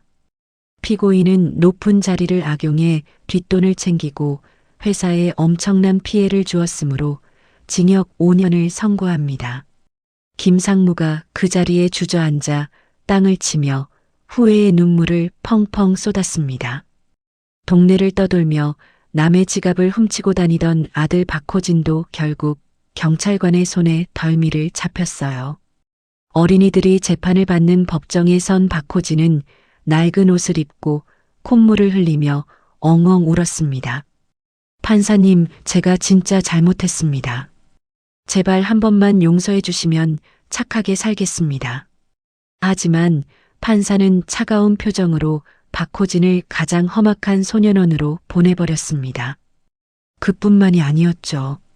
박강철에게 비싼 골프채를 선물로 받고 서윤아를 전학시키려 했던 장학사는 교육청에서 당장 목이 날아갔습니다. 비밀스러운 돈을 받고 폭행을 덮어주려던 비리 교장 역시 학교에서 쫓겨나 감옥에 갈 날만 덜덜 떨며 기다리게 되었어요. 서지수와 서윤아 모녀의 평화로운 삶을 갉아먹고 위협하던 모든 더러운 악의 고리가 완벽하고 처참하게 끊어졌습니다. 어둡고 긴 터널을 뚫고 나온 두 모녀의 앞에는 이제 아주 눈부시게 밝은 햇살만이 기다리고 있었습니다. 그로부터 1년의 시간이 흘렀습니다. 따스하고 밝은 봄 햇살이 커다란 유리창을 넘어와 서윤아의 방안을 환하게 비추었습니다. 서윤아가 새롭게 입학한 명문예술중학교에 단정한 교복을 입고 전신 거울 앞에 섰습니다. 서윤아가 콧노래를 흥얼거리며 거울 속 자신의 모습을 이리저리 비춰보고 아주 밝은 미소를 지었죠. 서윤아가 노란색 교복 넥타이를 반듯하게 고쳐 매고 치마주름을 손으로 툭툭 털어냈습니다. 그때 방문이 부드럽게 열리며 앞치마를 두른 서지수가 환한 얼굴로 들어왔어요. 서지수가 서윤아의 등 뒤로 다가가 딸의 어깨를 감싸 안으며 다정하게 말했습니다. 우리 딸, 새 학교 교복이 아주 날개처럼 잘 어울리네. 진짜 세상에서 제일 예쁘다. 서윤아가 뒤로 돌아 서지수의 허리를 꽉 끌어안으며 애교 섞인 목소리로 대답했죠. 엄마, 나 오늘 학교에서 돌아오면 진짜 맛있는 거 사주면 안 돼? 나 오늘 기분 완전 최고란 말이야. 서지수가 서윤아의 코끝을 가볍게 톡 치며 소리내어 웃었습니다. 당연하지. 우리 예쁜 딸이 교내 미술대회에서 1등으로 대상을 받았는데 엄마가 제일 비싼 소고기 사줘야지. 서윤아는 지난 1년 동안 과거의 상처를 완전히 지워버리고 학교 폭력의 아픔을 씩씩하게 이겨냈습니다. 서윤아는 며칠 전 학교에서 열린 가장 큰 미술대회에서 아주 크고 멋진 그림을 그려서 대상을 차지했어요. 그 그림은 캄캄하고 무서운 골목길에서 흉기를 든 나쁜 사람으로부터 자신을 온몸으로 감싸 안아 지켜주던 엄마 서지수의 헌신적인 뒷모습이었습니다. 서윤아가 가방을 어깨에 메고 현관문을 씩씩하게 나서며 서지수에게 손을 크게 흔들었죠. 엄마, 나 학교 다녀올게. 이따 저녁에 우리 셋이서 교회 별장으로 놀러 가는 거 절대 안 잊었지. 서지수가 현관에 서서 서윤아의 든든한 뒷모습을 보며 따뜻하게 대답했습니다. 그럼 엄마가 이따가 학교 정문 앞으로 큰 차 보내줄 테니까 친구들이랑 조심해서 놀고 와. 같은 시각 서울 도심 한가운데 우뚝 솟은 아주 높고 거대한 태성그룹 본사 대표이사 집무실이었습니다. 서지수가 짙은 회색 정장을 말끔하게 차려입고 푹신한 가죽 의자에 앉아 결제 서류를 빠르게 넘기고 있었죠. 집무실 문이 열리고 그룹 부사장으로 파격 승진한 최도윤이 아주 밝은 얼굴로 당당하게 들어왔습니다. 최도윤이 서지수 앞 넓은 책상에 두꺼운 보고서를 조심스럽게 내려놓으며 씩씩하게 보고했어요. 대표님, 이번 달 우리 태성그룹 전체 매출이 작년보다 무려 2배나 껑충 뛰어올랐습니다. 회사 역사상 가장 높은 최고 매출 기록입니다. 서지수가 서류를 덮고 최도윤을 향해 아주 만족스러운 미소를 지었습니다. 최 부사장이 내 옆에서 든든하게 도와준 덕분이야. 우리 회사 안에 있던 썩은 고름들을 다 짜내고 깨끗하게 만드니까 회사가 이렇게 잘 돌아가잖아. 최도윤이 고개를 가볍게 숙이며 진심을 가득 담아 대답했죠. 모두 대표님의 과감한 결단력 덕분입니다. 아 참, 그리고 대표님께서 개인 돈으로 만드신 공익재단 일도 아주 잘 풀리고 있습니다. 서지수는 몇 달 전 자신의 개인 재산을 아주 많이 내놓아 미혼모와 학교 폭력 피해 학생들을 무료로 도와주는 커다란 재단을 세웠습니다. 서지수가 따뜻한 녹차가 담긴 찻잔을 들어 올리며 부드럽고 차분하게 말했어요.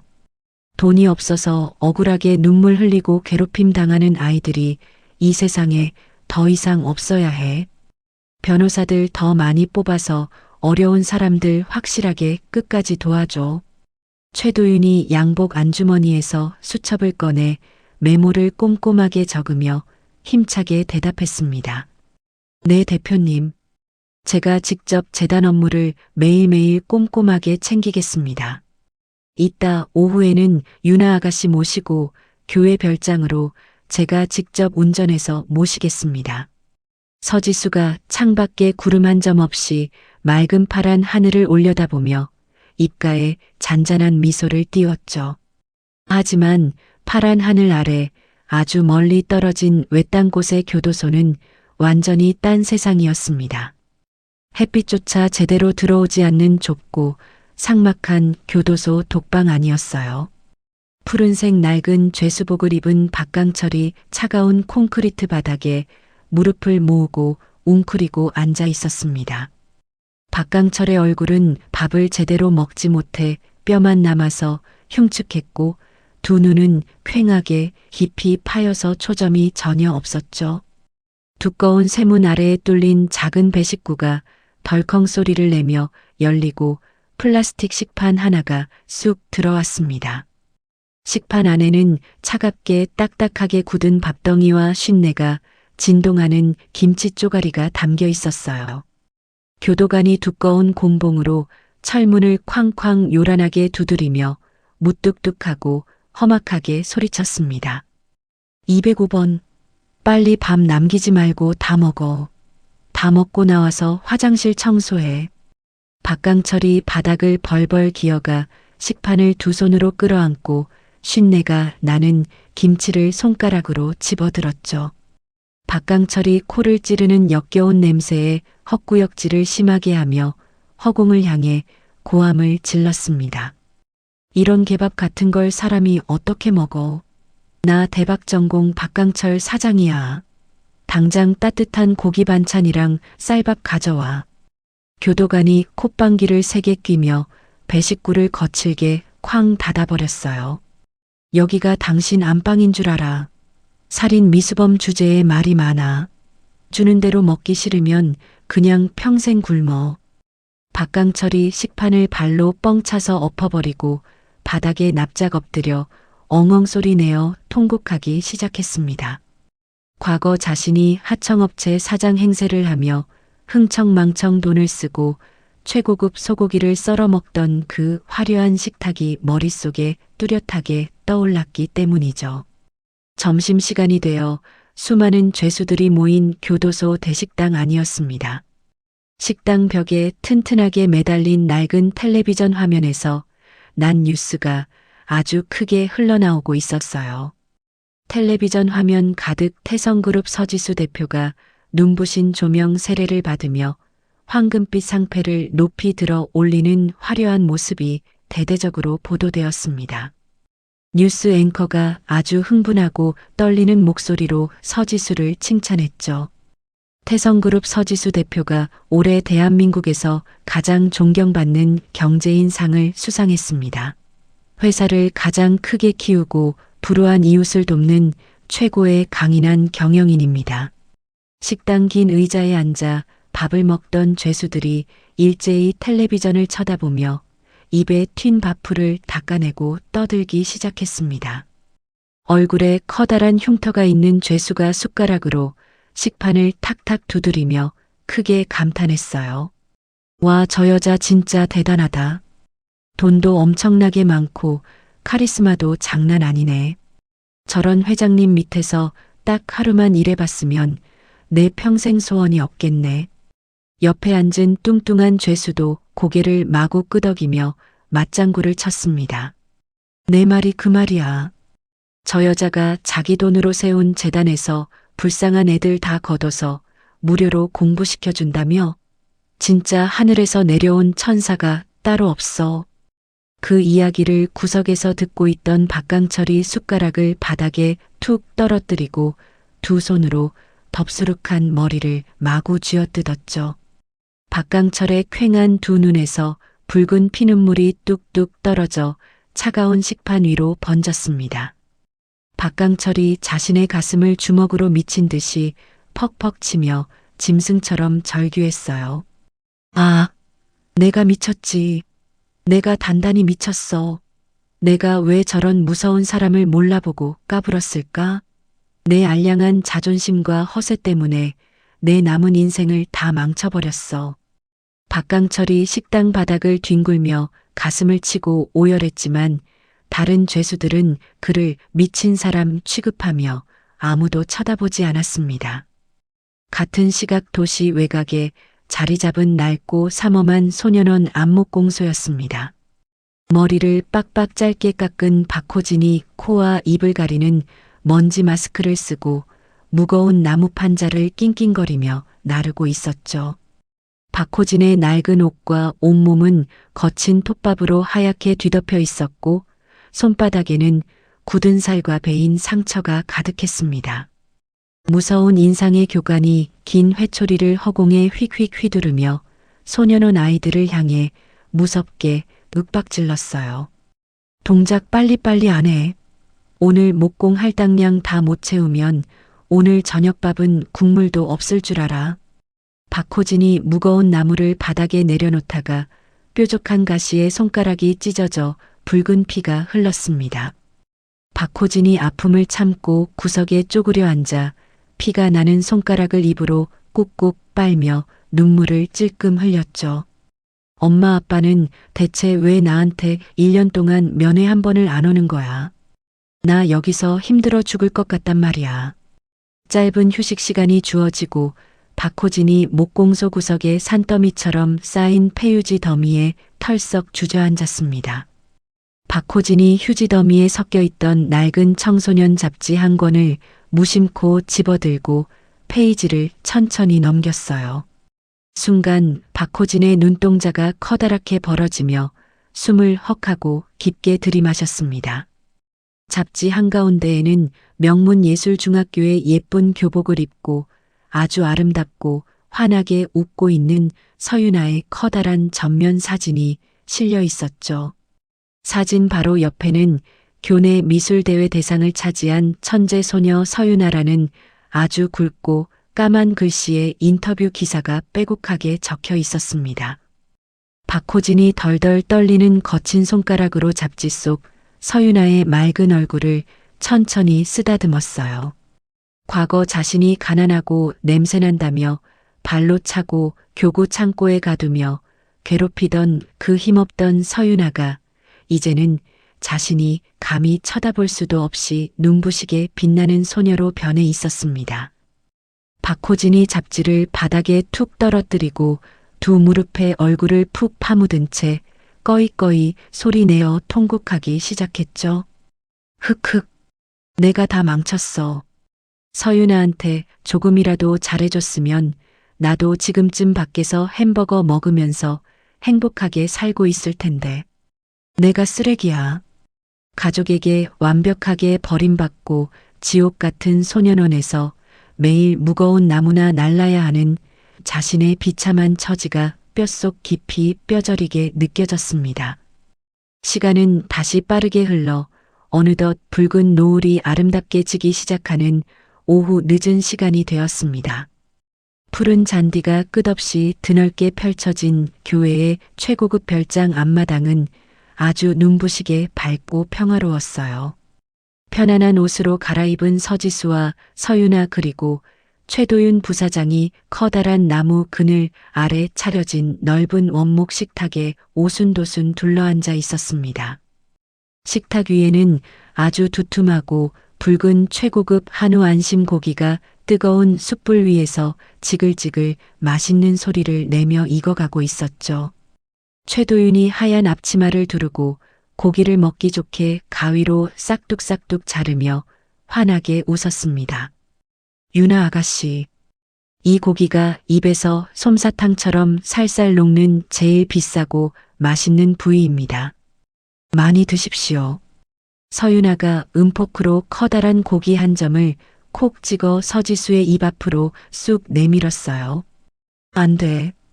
이건 우리 예쁜 엄마가 제일 먼저 먹어야 해. 엄마 빨리 아하고 입 크게 벌려봐. 서지수가 입을 아주 크게 벌려 서윤아가 주는 고기를 쏙 받아 먹으며 두 눈을 반달처럼 접고 아주 행복하게 웃었습니다. 우리 딸이 직접 챙겨주니까 진짜 꿀맛이네. 고기가 씹지도 않았는데 입에서 그냥 녹아 없어져. 최 부사장도 윤아 덕분에 오늘 완전 호강한다. 최도윤이 고기를 뒤집으며 기분 좋게 껄껄 웃었죠. 네 대표님, 윤아 아가씨가 주시는 고기라 그런지 제가 평생 먹어본 고기 중에 제일 맛있습니다. 세 사람은 서로 앞접시에 고기와 소시지를 챙겨주고 끊임없이 따뜻한 이야기를 나누며 진정한 한 가족처럼 즐겁고 풍성한 저녁 식사를 즐겼습니다. 밥을 다 먹고 배가 부른 서윤아가 자리에서 벌떡 일어나 서지수의 등 뒤로 살금살금 다가갔어요. 서윤아가 서지수의 목을 등 뒤에서 아주 꽉 껴안으며 서지수의 따뜻한 뺨에 뽀뽀를 쪽 소리나게 맞췄습니다. 엄마, 나 이 세상에서 우리 엄마가 제일 자랑스럽고 제일 존경스러워.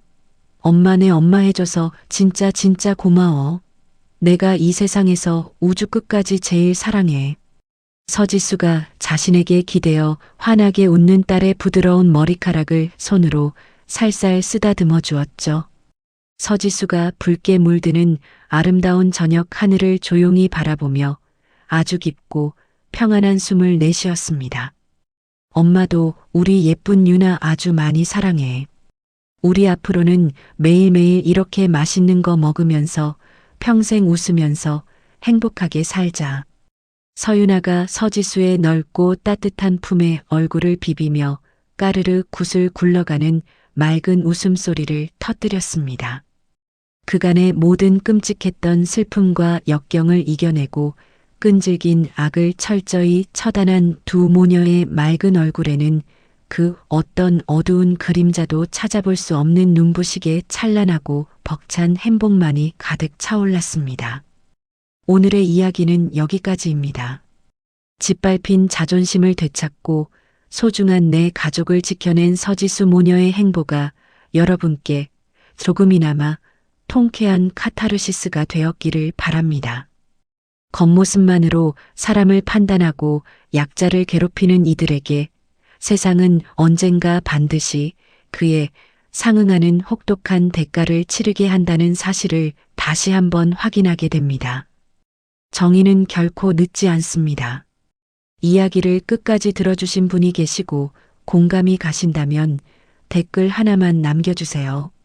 감사합니다.